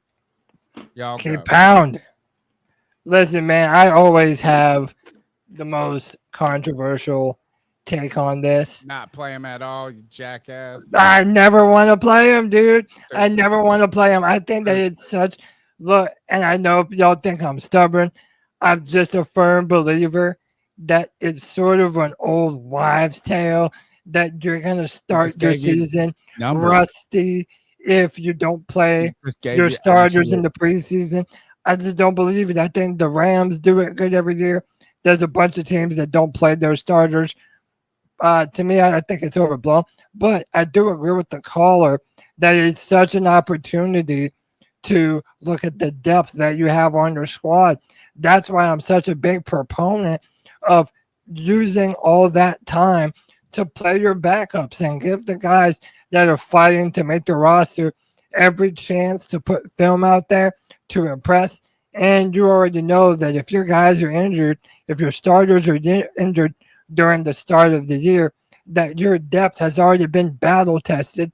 They already have a bunch of reps and they're ready to go out there and play meaningful football if need be. So I know I'm in the very minority of people. No, you're not in the very minority. You're I am, dude. Everybody says internet. Everybody says that I'm crazy for not wanting to play Bryce and them. Yeah, man. They say you're crazy for so many other reasons, but not for that. CK, your thoughts on the preseason? I mean, I agree. I mean, I think that I've said it from the get-go. I know that there's going to be situations where somebody maybe has some PTSD regarding preseason because we look at Cam's final season with the Panthers and remember that kind of ended with that being a horrible situation there. But, man, I think the preseason does offer a lot of answers for a team that has a lot of questions. Personally, I would say fuck you, Cody. That's what I'm saying is fuck you because you're hypocrite. You're a hypocrite. You're just like, oh, don't pull an SUV out of the mud. Like, oh, you pull an SUV out of the mud. That's fine. Like, we can't. Yeah. Blah, blah, blah. Here's the thing with the preseason is I don't think they need to play the whole preseason. I don't think I think you shouldn't just play short stints. That's what I actually think the worst thing you can do is go play one series. Like, I think you should just say this is we're protecting our players. We don't want to put them at adverse risk, but we want to get not the rust out, get some real game speed and give them significant time. What I would do if I was a coach, and I'm not a coach, I'm a fucking fan who's just talking out my ass, I would say we're going to play one half out of all the games. A half? A half. All three, you play your starters the first half? Yeah. Oh, dude. A quarter. All right. I mean, I might settle at a quarter. Now fuck you. That's insane. I might settle at a quarter because here's the thing is I don't like this stupid attitude of, oh, let's go see if we can get a series. Like we're going to put them out for a series, right? And then what happens? You put them out for one series and nothing goes good. There's no fucking continuity. There's no momentum. There's no any of that. I wouldn't just go and put them out for a series in 3 games either. I wouldn't give a little taste. I would just commit to saying this. We're going to do this. We're going to play it. You're going to play for real. Like Xavier Legette, just go get the fucking 4-wheeler out of the mud. Yep. Don't be a scared little biatch. Like, yes, shit happens. It does. But you know what? We didn't play nobody for nobody and all of those. And we came out, and I don't care what you say, Cody, about like practice, this and that. Fucking game speed crushed Bryce and them in week 1. But do you think that was the reason why he didn't do anything? I got benched. I don't want to protect people. I don't want to give a bubble wrap to somebody, even though you're paying them a mint. You're doing all of this, and they ain't really made it yet. And I know, like, oh yes, it's dollar cost average, this, that, this, and that. But don't be scared. Don't play scared. And what I would say is that if we were going to go play a straight up half, we put our starters in, we play for real. We don't put a busted ass tackle in. We don't do this. We don't do that. We don't play half speed. And then we don't play half speed leads to injuries. So you go out there and you either do it or you fucking don't. And I would go and play a very minimum of a quarter. I would be open to a whole half in one game, and that's it. But I don't like this idea of, oh, we're going to play one series. And then that series is you go 1 for 3, 3 and out. Then it gets in their heads that, like, oh, we ain't clicking yet. I say don't play them at all. I would be interested to know if the Philadelphia Eagles, they won the Super Bowl last year. I'd be interested to know how many reps their starters got in the preseason. CK, what do you say about this, man? I still think starters playing in the preseason, I'm for it. I think that it knocks the rust off. And if anything, I mean, I don't think it's completely wrong to say that Bryce Young coming in without having, I don't think he played a single snap in preseason, right? I'm pretty sure that was because we were all kind of upset by that. And he came out and he looked 5 picks and whatever it was. It was atrocious. Yes. Remember at that first game, one of the things I said is maybe it's that the Saints are just elite. Maybe it's just, and then by the end of the year, their defense looked like it was absolute garbage. They traded away some of their best players.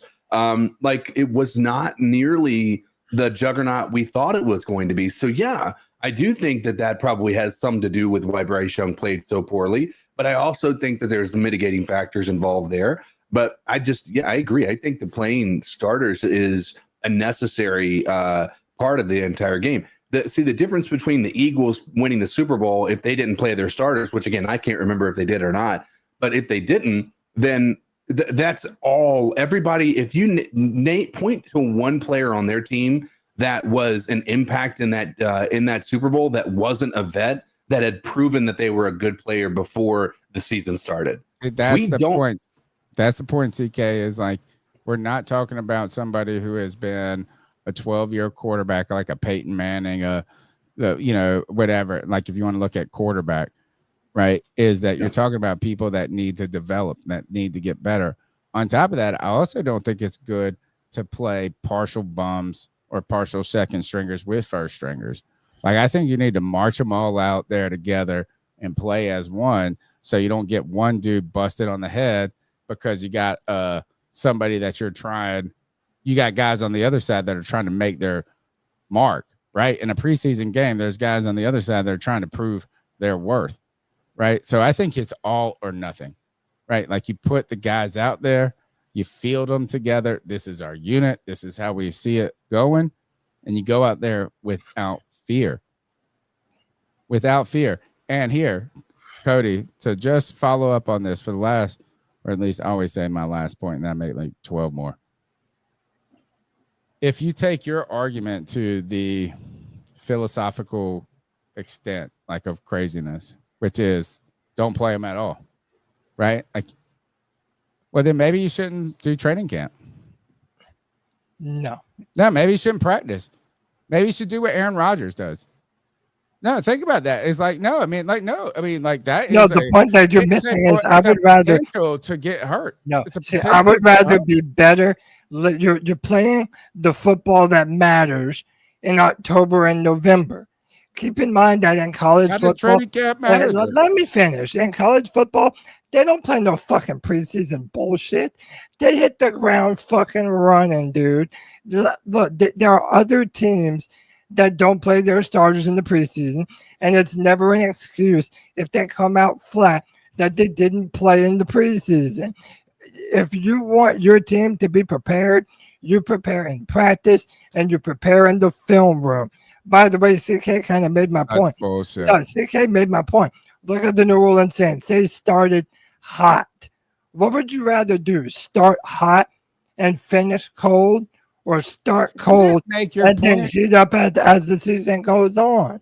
He didn't make your point at all. You did not. He did. No, he did not. Y'all are overvaluing. No, is that them having success in week 1 or 2? We'd have to go and look at how much they played their preseason players and this and that. Y'all are overvaluing September football.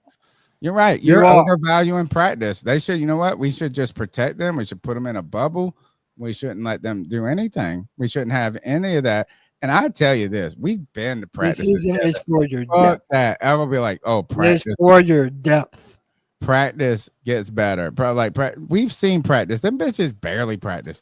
By the way, hours and they don't do shit. By the way, the Cincinnati Bengals are notorious for starting every year slow, and yet minus last year, they made the playoffs every single year.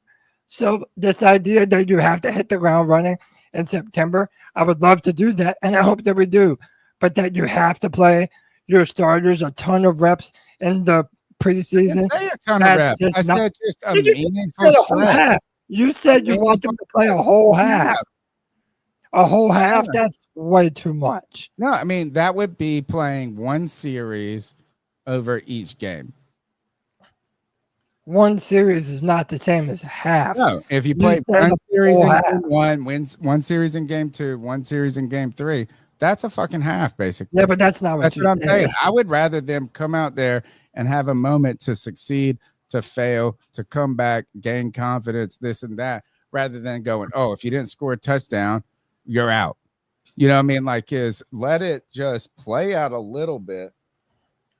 I'd rather have a few. I mean, even how about a full quarter? Just do a full quarter in one game, and that's it. By the way, I told you I'm in the minority. Everybody in the chat room is vehemently disagreeing with me. I understand y'all want to see your starters in the preseason. And by the way, you're going to get your wish, because I think last year that's what Dave Canales took from it, that Bryce didn't play well because he didn't play a lot in the preseason, which I don't know how I think about that, but we're going to find out. You're all going to get your wish. You're all going to see the starters playing this year in the playoffs. And let me tell you, I don't want to fucking hear one word. Oh, my God. If any of our players get hurt, I don't want to hear a word from not a one of you. Missing 2 points. Not a one of you. The 2 points are just this, is that I'd play all the guys together that are going to be together. Not a hodgepodge, a mispodge, right? Yeah. You know? And then only play them for a consistent singular stretch, rather than, it's kind of like when you go to the gym, right? Like, I mean, the first little bit you're warming up. Your body's got to get a little loose, right? Don't just play cold in short spurts. Then you shouldn't play at all. I'm with you at that. I'd rather them not play at all if they were just going to play a right. Series. That's like my point. Why? But a series. But what I'm saying is this, is commit to it being a meaningful moment of development and game speed. And that's why I'm saying, and maybe, all right, we can quibble about if a half is too long, right? Is it a full on quarter? I just don't like the idea of, oh, we're going to play in for a series. And if they go 3 and out, that's it. Now the whole preseason's over. We will see, man. Okay. We're going to find out the hard way, one way or another. You want to play another one? How many calls do we have left? We have... Let me see. After this one, I got mad up. at my podcast wife, and you're the wife. Nah, fuck you, stupid. I'm the fucking This is husband. the last call. Yo, what's up, C3? It's Anthony from Charlotte.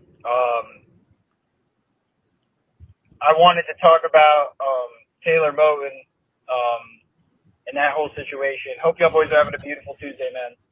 July already, man. Time's Appreciate flying. it, Anthony. So Taylor Moton, listen, I know there's a whole discussion you guys had earlier in the show about his contract and potentially extending him. The way I see it is this. I think he's been a staple of this team since 2017, second-round pick, the year with McCaffrey. He's done nothing but complain. He's been healthy probably 90% of his career. I know he makes a lot of money, but at the time, when he had his extension, Scott Fitter was here, and we were kind of in a bad state, and you had to overpay him a little bit. Like, don't get me wrong, $30 million for an offensive lineman is still expensive, but when he produces like a top 10 right tackle every year, who cares? The way I look at this contract situation is kind of, I do agree. I agree with Cody and Tony. I agree with Cody for the fact of you want to get rid of players earlier than a little later. I look at in the MLB, there's a lot of every big name player gets like a 10+ year contract worth a ton of money with like opt-outs halfway through it.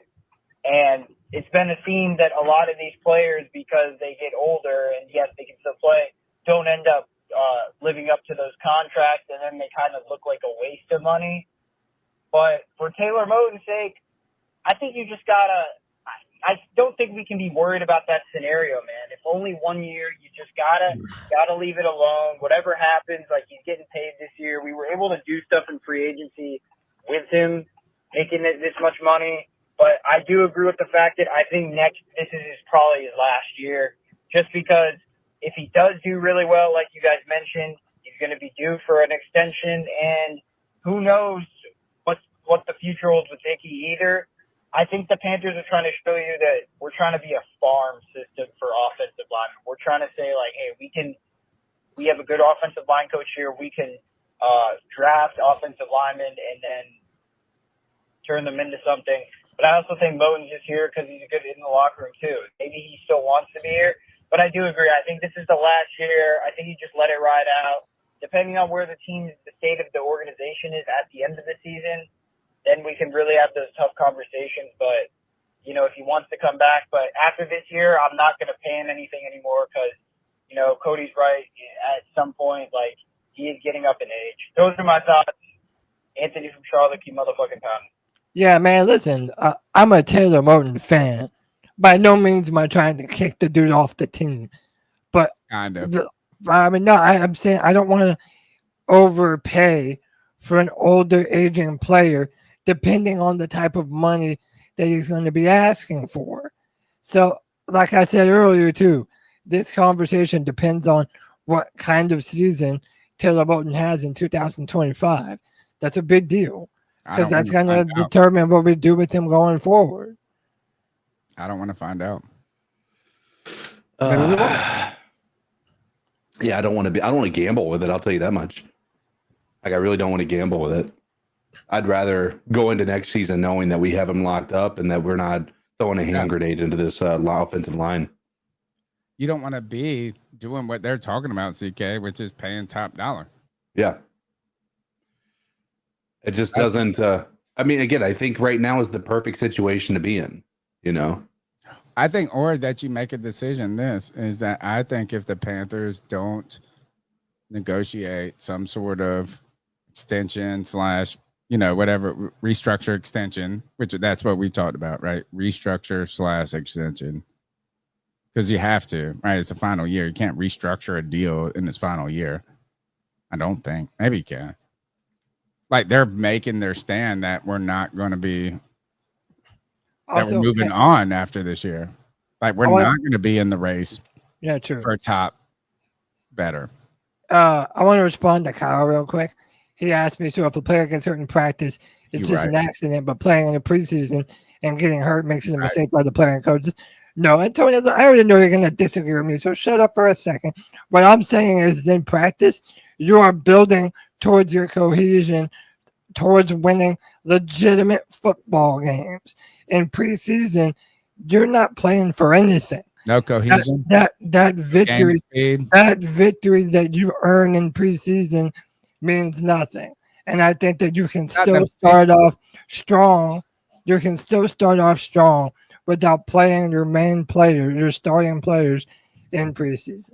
Like I said, I know I'm in the minority here, so I don't care. We'll see what happens. This makes no sense. Oh, you may hit me with this. Look, I haven't had the soundboard, and I actually have not gone crazy with it. We went like 8 months without it. I haven't even. I don't like that you have it. And don't I know it? Gosh. All right. How many more calls do we have? You want to take another one? That's it. That's all the calls we have? Yeah. All right. So let's move on with the show. Sports Illustrated put out a list, or actually, no, it was Pro Sports Network put out a list and had Xavier Evero ranked as the 29th defensive coordinator this year. We've been talking about this a little bit on the free-for-all. What does Xavier Evero need to do this year to change opinions on him being the coordinator? What needs to happen for him to be a success and for him maybe to get an extension here in Carolina? Dude, the defense has to make it has to be a top half of the league type of a defense for him to get any grace from my side of things. Like I legitimately, I think somebody made a really good point not too long ago about this, and they said, and it was somebody on the C3, I don't know, it might have been the C3 Legion chat. It was that Evero was hired because he could take mediocre talent and make them good, right? And then every argument you have for him is that we had mediocre talent, and that's why he wasn't able to succeed. Injury. Injury. Well, what I mean is mediocre as far as our depth and what have you, right? And you get injury. And so we're back at this same weird circle that we're perpetually in when it comes to these arguments. And that is it's literally a snake eating its tail. There is no, it's just an argument that can't be beaten because there's nothing, it's just constant. Right.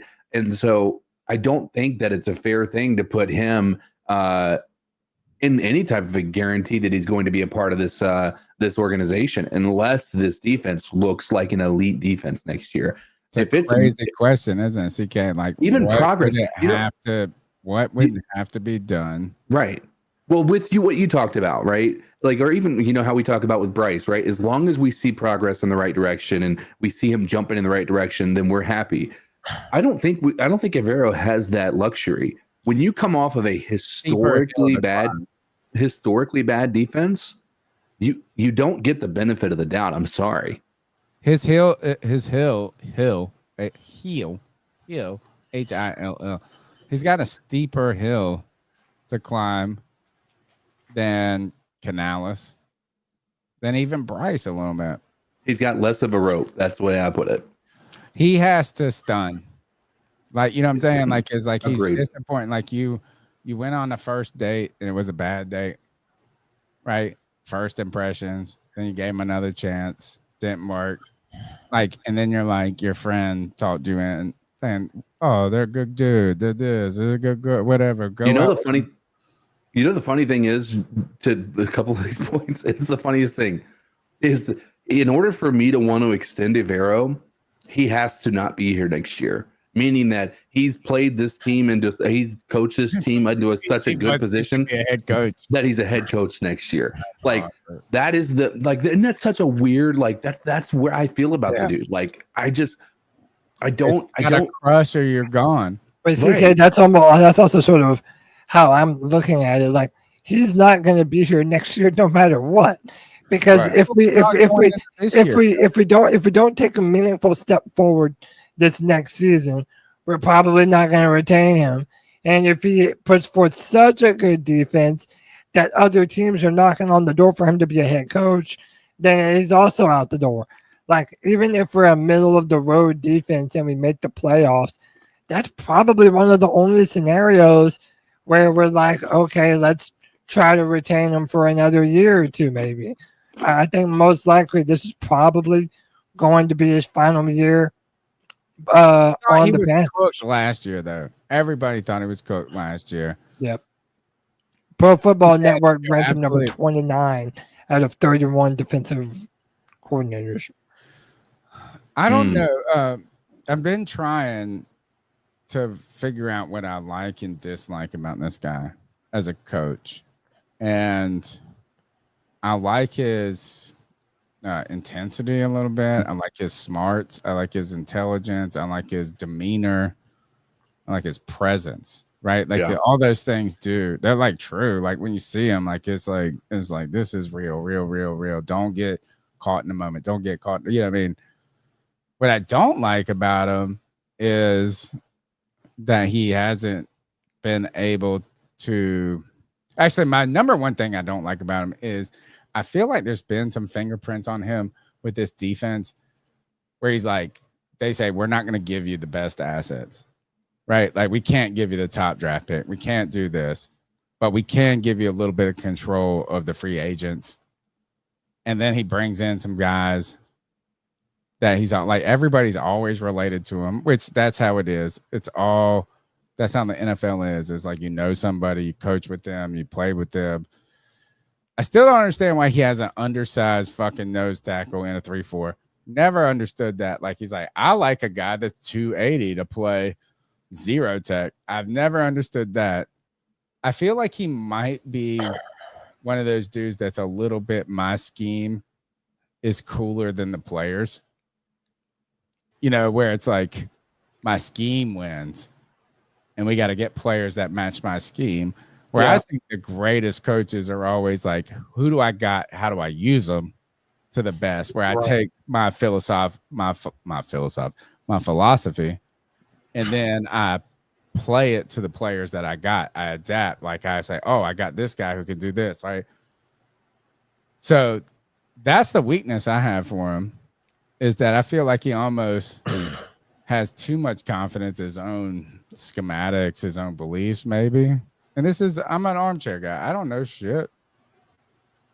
But I will tell you, there is maybe a middle of the road CK of what you're talking about. Like, does he have to cook or he's gone? Like, boom, bust. Yeah.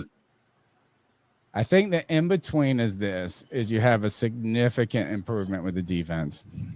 Right? Like, the defense fucking competes. It's fucking it makes plays. It's nasty. It's competitive. Not great, but I think the key is that he takes some rookies and they make impact.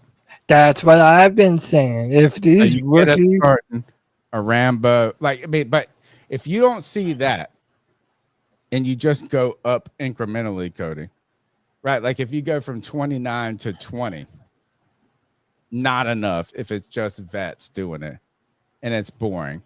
But if you go from 29 to 19 and you get Rambo having 4 interceptions and 2 sacks, you get, what was my guy that went to the Commanders who Jeremy Chin? Yeah, Jeremy Chin. Like, you get that player who's a highlight, who's a rookie, Scorton or Prince, somebody like the standouts that is like, oh, we can build. That's the thing, CK, that I believe where it's kind of not top 12 that could keep it for a year.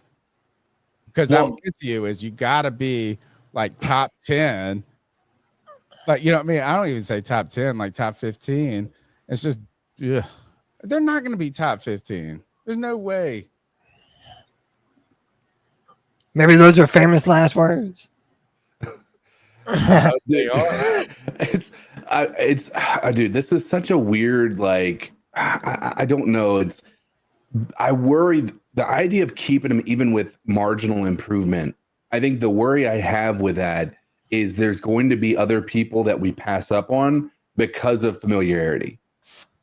You know what I mean? Like somebody, so we're going to let go of somebody, or we're going to let somebody out not even consider him as a possible, solution to our defense, because we're like, okay, we'll wait and see what Evero has. And then that dude goes on to be a rock star somewhere. I don't know that I like the idea of just kind of holding out just because it seems convenient, But don't you think marginal improvement, right, is the way you get marginal improvement? Right? Like, so marginal improvement by just playing the vets, right? Like he brings in the Rosenbaum guy, the Josie Jewell. We play these guys and you play it kind of safe. And you move up 5 spots. Right. You go from 29 to 24 or something like that. That's marginal improvement. But if you went from 29 to 20 and you did it with the young bucks, right? There's a it's like playing Call of Duty and you're like, I'm sniper only. Versus like, how do you get 34 kills or whatever? I think that's the only way. I think that's how you marginally improve. Right. I mean, not even marginally. It has to be significant. When I say marginally, I'm not saying marginal. It needs to be significant, but not crazy. Yeah. I mean, I don't disagree. I think that significant is what you are searching for. Any improvement. So that's the issue. So if you're into computers, one thing they talk about, right? A lot of people want to have more RAM, like, which is your computer memory. Well, the difference between 8 RAM and 16 gigabytes of RAM is pretty significant to the speed of your right. So it's incredibly different, right? Whereas the difference between 16 to 32, even though it might be double, it actually doesn't have as much of an impact. The problem that we're running into is like marginal improvement feels significant because we're talking about a smaller number that we're improving from. I don't want to settle because of we see things moving in the right direction. He's had at this point in time, this is year number 3. And if things aren't improving after this, or even if they do improve, I don't think he deserves the benefit of the doubt. Coming off of a historically not a bad defense, historically bad defense, awful. And that's a difference in my mind. It really is. And we're going to be asking this question, CK, as if it's just I'm trying to give you the rose-colored glasses. Oh, we're going to do it rookies. We're going to do this. Like that's what I think. If it's just from 29 to 21, then we're going to be sitting here on this podcast saying we should have done it last year. Yeah. Yeah. And my last 2 cents I'll add to it. I agree with you, Tony. And I said that on the free-for-all too, where we've been talking about this, is that and in the spaces, shout out to the boys, Diesel Skills, Panther Pickle, Cole, Jake, follow them. They run these spaces and they're incredible. But I've been talking about how the young defensive guys have to make an impact.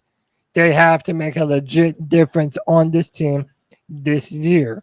But also speaking about Evero, and you sort of touched on it too, Tony, like playing players out of position for seemingly what could be called scheme needs. Pride. So, like playing the defensive tackle, that's not big enough. But also you brought up Jeremy Chin. He did not know what to do with Jeremy Chin. He said he didn't He work. really didn't. He just said he just basically he said he doesn't work for my shit. Yeah, he went to being a guy who was in the running for Defensive Rookie of the Year to a guy who was almost never seeing snaps. Like, I'm sorry, to me, that's more the fault of Xavier Legette not knowing how to use a talent like that rather than Jeremy Chin not being good enough to play. That's why a lot of people are sort of even hesitant on saying that Lathan Ransom this year is going to be a meaningful contributor. Like, why would you be able to know how to use a player like that when you didn't demonstrate that you could do it when Jeremy Chin was here? So Easy Crepe said this.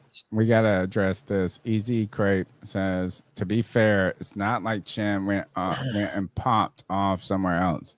He did go to the Commanders. He was not bad. It wasn't great, right? They got Luvu, who was great.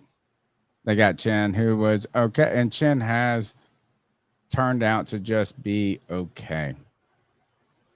I continue to come back to this. I'm never going to listen to Cody, these draft heads anymore about Isaiah Simmons and these multi-tool players. The problem with with Jeremy Chin is you never train him to be one thing. You're always like, oh, we might use you as a safety this year. We might use you as this. We might use you as that. I don't think the NFL, when you're at the elite of players, the fucking precipice, like you use those ingredients the way they're supposed to use. You're not like, oh, I'm going to use a ribeye, a Wagyu. What's the name of the Japanese shit? Wagyu steak. Wagyu beef. I'm going to do a Wagyu cheeseburger. Right? No, you don't do that shit. Like you use it the way it's supposed to use. And I think that the problem with Jeremy Chin was, and it's a disservice to him, is that they never decided what they wanted him to be. They're like, you're good enough to do this, you're good enough to do that. And then Evero said, oh, well, you're not great at anything at this point. You're okay at everything. I'm never falling for that jack of all trades shit. No more in a fucking draft. Like, sure you will. No, I'm not. Yeah, you will. And I'll be the one to sell you on I them. can't wait till you sell me on it. I'm gonna say this: is that motherfucker needs to be a linebacker. I want that mug to be a strong safety. By the way, I don't that's want what him to be able to play remember. strong That's safety. what a lot of us wanted for Jeremy Chin. A lot of people felt like we should have converted him to linebacker way sooner, a la Thomas Davis, how he did when he came from Georgia. Or just say you're a strong safety, straight out the gate, in the box, making plays, doing this, not in. I don't know.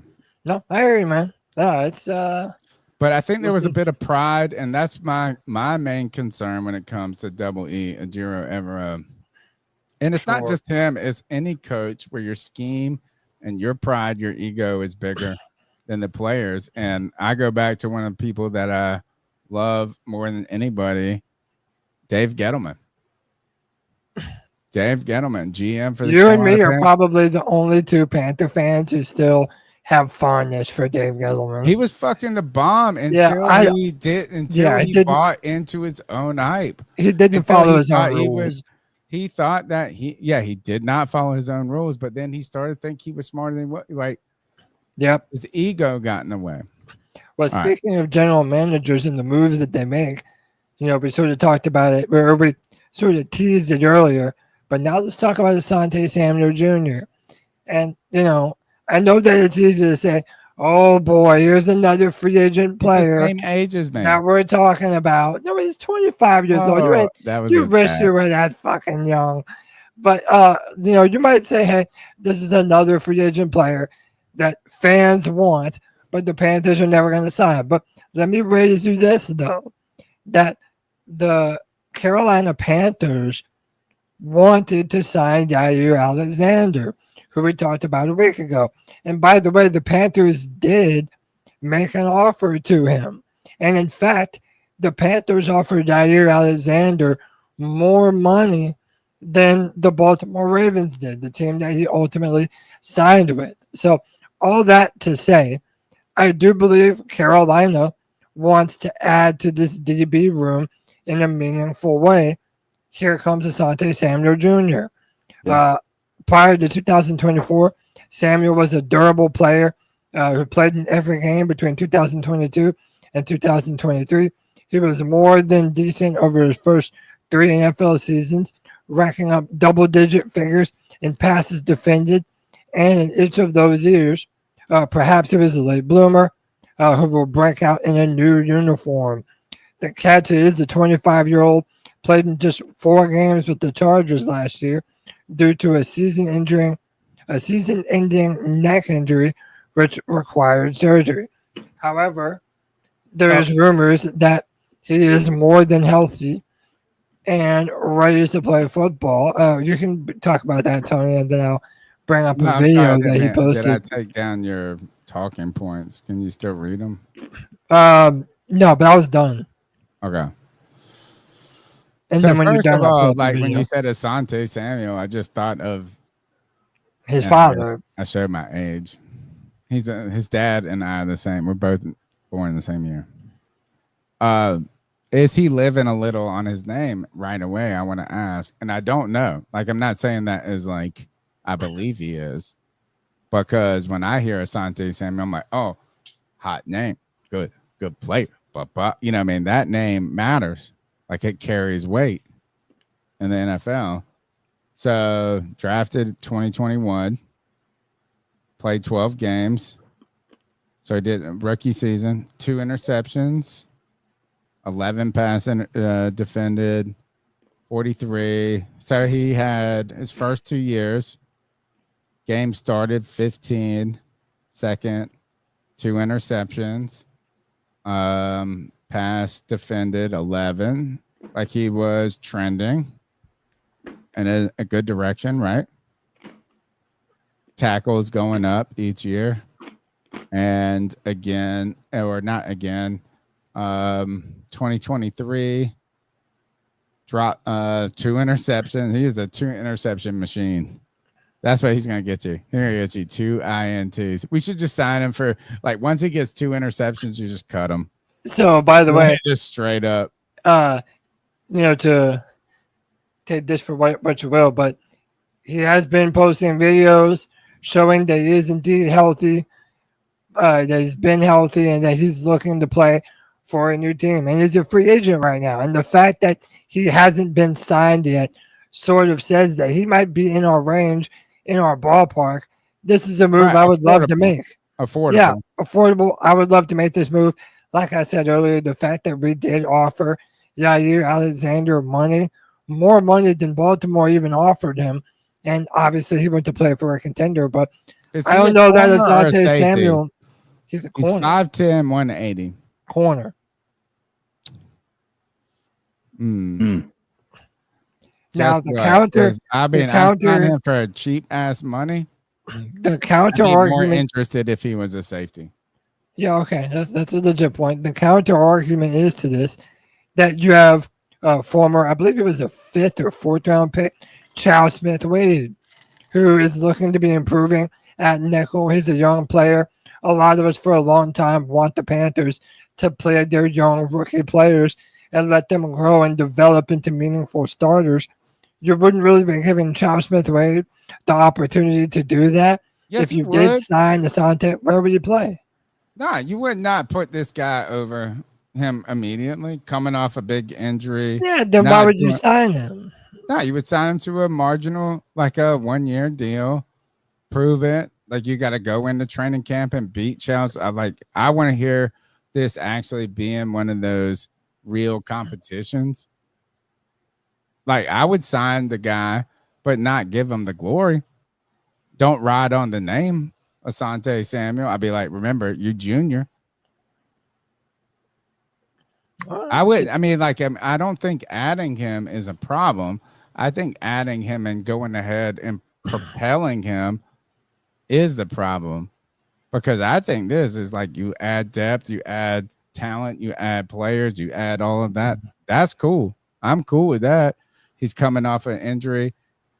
A big, like, is not going to, I don't think he's going to command. He's still a free agent, right?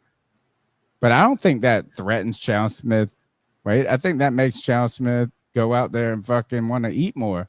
You're going to go to the Chinese buffet and want to eat everything. The lo mein, the chow mein, all that mein. I mean, I just do think that if we signed Asante Samuel Jr., he's going to be the starter, because I don't think that you would sign him. Yeah, I mean, she can't weigh in on this. If we sign Asante Samuel, name value, there's no way that he isn't the starter, right? Oh yeah, I mean he's going to be a starter. That's not. Yeah, for sure. Yeah, I don't think there would be an argument against that. Yeah, you wouldn't sign him if you didn't want him to Why? start right away. Nobody else is signing him. He has a better track record than Charles Smith He Wade. has 2 interceptions every year. That's it. So then why sign him at all? How many does Charles Smith Wade have every year? Well, with Charles Smith was just a fucking 5th round pick. But you also understand, like, the interceptions are also misleading because by that same token, we wouldn't have had J.C. Horn signed to the major contract we did. How about this? All right, that's a great point, CK. You're right. It's not all interceptions. But I didn't even know there was an Asante Samuel Jr. I just thought we were talking about Asante Samuel still. Yeah, he's been playing for 4 years. He was drafted in the first round. round. He played 3, and then he got but he's not. All right, you think he's elite? You think he's straight up? I think that he's a day one starter. He's a day one starter at nickel corner for sure, and they might even want to put him outside. Well, good, and then that makes Chow Smith want to eat more chow, whatever. And or maybe Tony, maybe we're talking about him replacing the wrong player. Maybe instead of Charles Smith Wade, he's replacing Mike Jackson. Oh, don't say that. I don't know. Maybe you love him a little too much. He's been burnt a lot in OTAs thus far, And he did have some bad reps last year. For the most part, he was a good signing, but it's not like he was unbeatable. Dude, are you really talking junk about Mike Jackson? Now I'm on the. Now I'm. Dude, this is another one of your soundboard. This is another one of your Cameron Artist Payne players where you just love a player more than you should. I don't know what that means. Now nada.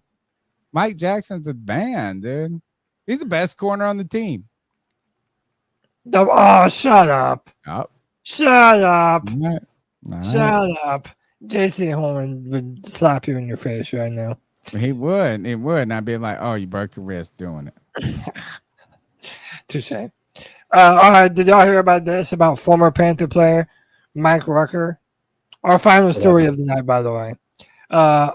Former NFL Pro Bowler Mike Rucker is suing his former financial advisor, claims that his money was invested into a Ponzi scheme. What was it? Was it CK? Do you think it was LuLaRoe? Yeah, that was it. Was he selling girls' dresses out his trunk? I think What was it? I don't think that was. I think that's the only thing it could be. LuLaRoe, Amway. So Mike Rucker has sued his former investment advisor, claiming that he and his family lost nearly $3 million after their money was unknowingly mismanaged and invested into a Ponzi scheme. According to the Charlotte Observer, the lawsuit was filed by the Ruckers in March against John Kubler, who has managed the family's money for 21 years. In 2023, the Securities Exchange Commission notified the Ruckers that Kubler had been accused of running a commercial real estate Ponzi scheme, with his companies having raised approximately $5.6 million in investors' funds, only to invest just 4% of that money. Who's the guy, CK, that did that went to jail forever? What was it? The guy that went Bernie Madoff. Madoff with all the Bernie money. Madoff, Madoff with the money. That's good. The SEC claimed that Kubler had used investors' money to make Ponzi-like payments to early investors as well as for personal use. Kubler was indicted by the Justice Department last month on charges of securities fraud and money laundering. Damn, bro. That sucks. Not the way you want Mike Rucker to be in the news. It's an amazing idea when these guys actually do it. Ponzi schemes are awesome when you can talk. A bunch of rich people say, like, give me all your money. They're almost like banks in a way. Dude, that's what they act like. It's like you might as well be Vanguard. And you're just like, hey, give it. Like, as long as we can give you the money you need when you need it, we're good. Right? Like, so if Mike Rucker would have come to him and been like, I need to pull $250K out, and he could give him the $250K, he would have never found out.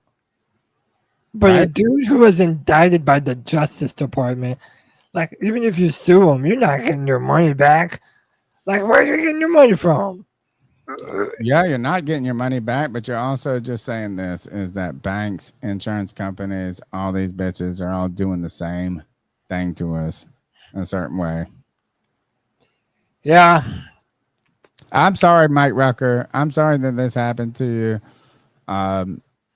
Would you do it? Actually, this is my question, you guys, to end this conversation on Mike Rucker. If you had the ability to where you could get people to say, I'm going to give you $1 million. I'm going to give you 500K, right? And you can get 30, 40, 50, 70 people to do it. And you could move the money around and keep moving it and moving it and moving it. Would you do it? No. I would. No, dude, no. Oh, pay. No, don't admit that live, dude. Don't admit it. No, no, no. Right. That's why I'm gonna be poor forever, bro. I don't even care about money that much. But like, is that? There's It sucks. It Thomas sucks. You know, who was? I listened to one of the greatest podcasts. What is the guy that? It's not bad. Like homeboy. He started one of the first record labels, like the big record labels. Gosh, what is it? Like rap, you know what I mean? Like before, like the golden era of CD. Motown?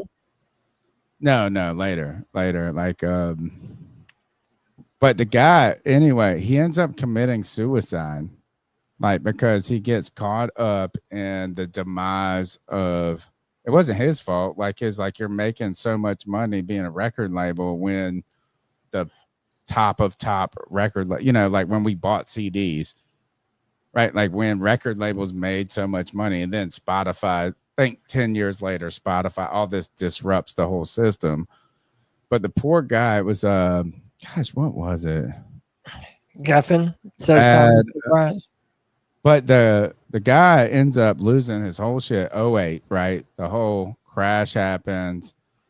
He and like he starts like he's like a mogul in a sense.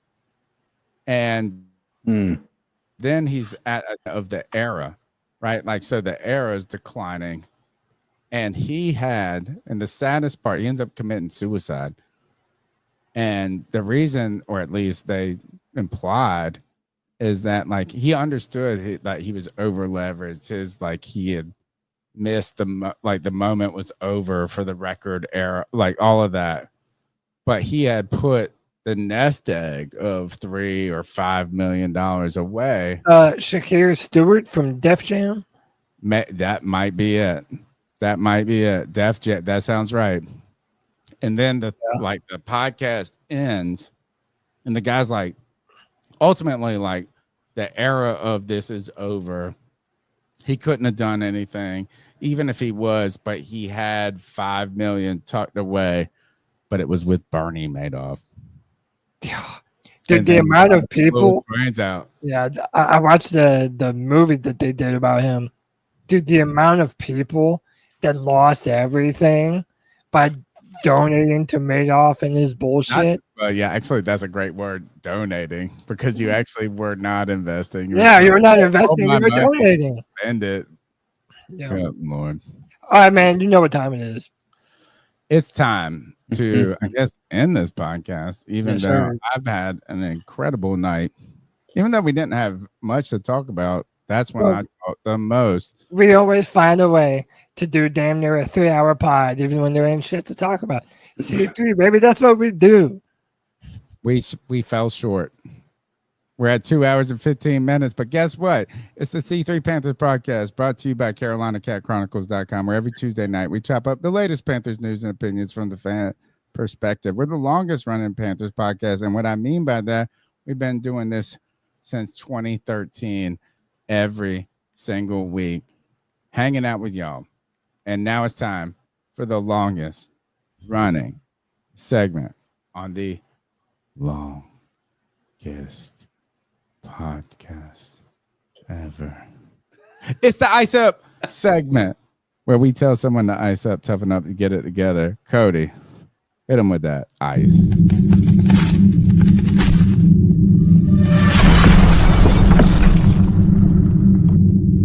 Ice up, son. Ice up. It's our homage to Steve Smith, where we tell someone to ice up, toughen up, to get it together. Everyone's fair game. It's not just football at this point. It's you, me, my mama, your brother, your sister, your cousin too. Me and you, your mama and your cousin too. That's right. That's a little Outcast joint for you. Let's ice some fools up. Cody, I don't have one. I mean, I actually do have one. It's hot. It's not cold. It's hot, and it's very simple. Yeah, well, what do you want to do? You want to go first? You want me to go I'll first? start then. I will tell you this. I'm icing up fucking heat waves in Eastern North Carolina, the East Coast. And as a person who's moved into a new home, an older home, I love my home. It's beautiful. Everything's great. My actual AC, I had my buddy come over and I was like, dude, you gotta check it. I was like, it needs Freon. And he's like, nope, shit fucking running right. No Freon needed. Did the little fucking check on the air vent. Blown cold. But that don't make for old ass houses with structural, not deficiencies, but like airflow, this and that. When the nighttime temps do not get below 85,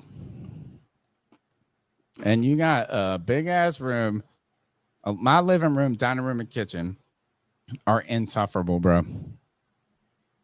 Like I got an A-frame. I put, guys, on Saturday, my buddy, and I paid my buddy, and he won, like, and we did it together, but he earned every single dollar. We put an 84-inch fan in my living room. It's fucking dope. It looks cool. It's like you're at a fucking bar. It's like this giant ass fan. It don't even look out of place. You think the whole roof's gonna take off. This motherfucker's 85 degrees. Like, it doesn't matter how, like, yeah, I mean, I could have a 5-ton AC unit. I'm gonna have to put a mini split in there. That heat wave been fucking insufferable, bro. It has been bad. It has been so bad here, and maybe I'm just a whiny ass bitch. But my tomato plants, A little bit. you water them, and the motherfuckers be wilting. You water them again, they come to life. Water. It has been bad here, guys. It's been 98, 97, and it's not the highs, it's the nighttime lows where you wake up in the morning and it's 85 already. You can cut the humidity with a knife. 99. Today, I thought we got a break, bro. We got a break. It was 92 and the humidity was 94%. I was like, oh, great day. Great fucking day. This heat wave has, for the last 10 days, been miserable. And I'm icing it up. And that heat wave says, I don't give a fuck about your ice. Don't leave your refrigerator open for a second. Everything's going to spoil. Yeah, I don't disagree.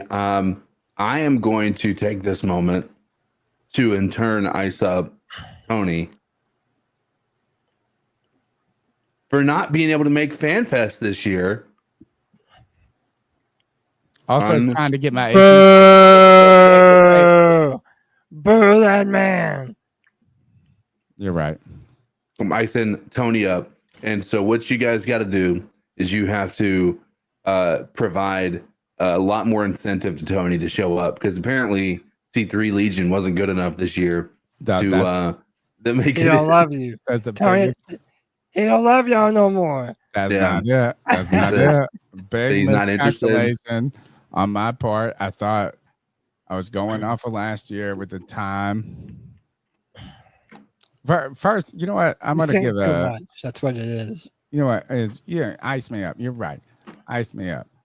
But Ice also up, Tony. a real member of the C3 Legion, Nick Montero. is coming here from Massachusetts to fix the electricity in my house. He's driving fucking 9 states to come here. And whole plan was to go to FanFest, all of this. But my stupid ass, who's not a good planner, continued to think it was back together Saturday, all of this. I'm taking Nick to the beach. Because I was like, you can't drive from Massachusetts to change a fuse box to a breaker box for me, which is the most noble, awesome thing. Think about that. Somebody that listens to this podcast is coming to vacation with me. We're going to go to the beach together. And get murdered. Just kidding. Nick's cool. Where are we going to do? We're going to go bowl. They're going to touch each other's butts. Do the return. For the content. What are you guys even talking about, motherfuckers? I don't know what you're talking about. Like, I was going to say this. I got to drive all the way to Charlotte, this and that. I've already spent $2,000 to get the beach place and all of this. Oh, now he's begging chat for money so he can actually make it work. That's what's happening now. I didn't ask nobody for no money. You know what? You know what? I'm going to go there. I'm going to... Yeah, ice up. Easy Crip said, didn't know. You up. Everybody, I'm going to show up there. I'm going to fly my drone over this. I'm going to get this whole podcast shut down. Oh, you better. You better now. So what if I'm your internet wife, is CK your internet child that acts out and doesn't fucking do what you say? I told you were my wife earlier on the show, and you just admitted it. If I'm your wife, I'm putting the strap on and taking it to your ass. I'm too insecure for that. So listen, Tony, I feel like I've been disappointing you with my ice up picks every week. That I'm not giving you enough traumatic violence. Oh God. So I apologize, and I'm gonna make that right tonight. Listen, why does it always do this? It always kills my momentum. Yeah, I know. All right. Listen, maybe you shouldn't steal sunglasses from a Neiman Marcus, and then while trying to run from the cops, jump off the second floor of the balcony of a mall. Oh, that's all you can do. You got to keep running, bro. Stop playing with me. Damn, feel me? That was his problem. He talked junk first.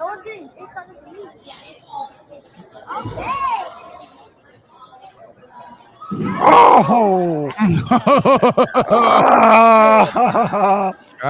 You and him are gonna be hanging out soon. Oh, the dude broke both of his legs in the fall. He can come. Look, he can come to the podcast, but we gotta follow him on the sidewalk. Look at the dude in the fucking. On ice. Oh, that was the problem, bro. Bro, true.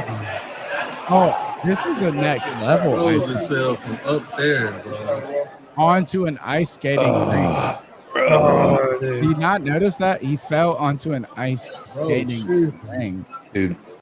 I can't watch no, you guys, I'm not watching. Yeah, you are. One more time. One more time. Damn, feel me?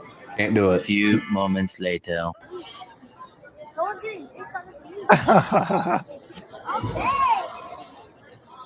It's not that bad. He realized that was ice. Oh, broke his hips. Who breaks both hips at the same time? Yeah, that dude. It's like cutting a chicken up. Yeah, stealing sunglasses from Neiman Marcus. So, yeah, ice up, dude. If you're gonna steal sunglasses, don't jump off the second floor onto a fucking ice rink. Literally. Ice up, son. That was nice. Traumatic, dude.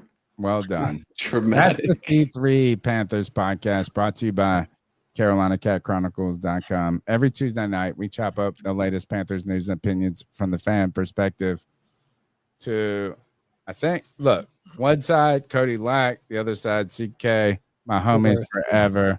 Ice me up. I know. Nick Montero, my brother. That's how deep the Legion runs. Mug gonna come from Massachusetts to fix my fucking electricity. I didn't even ask him to. I love you guys. Cody, take us out of here. C3 Legion.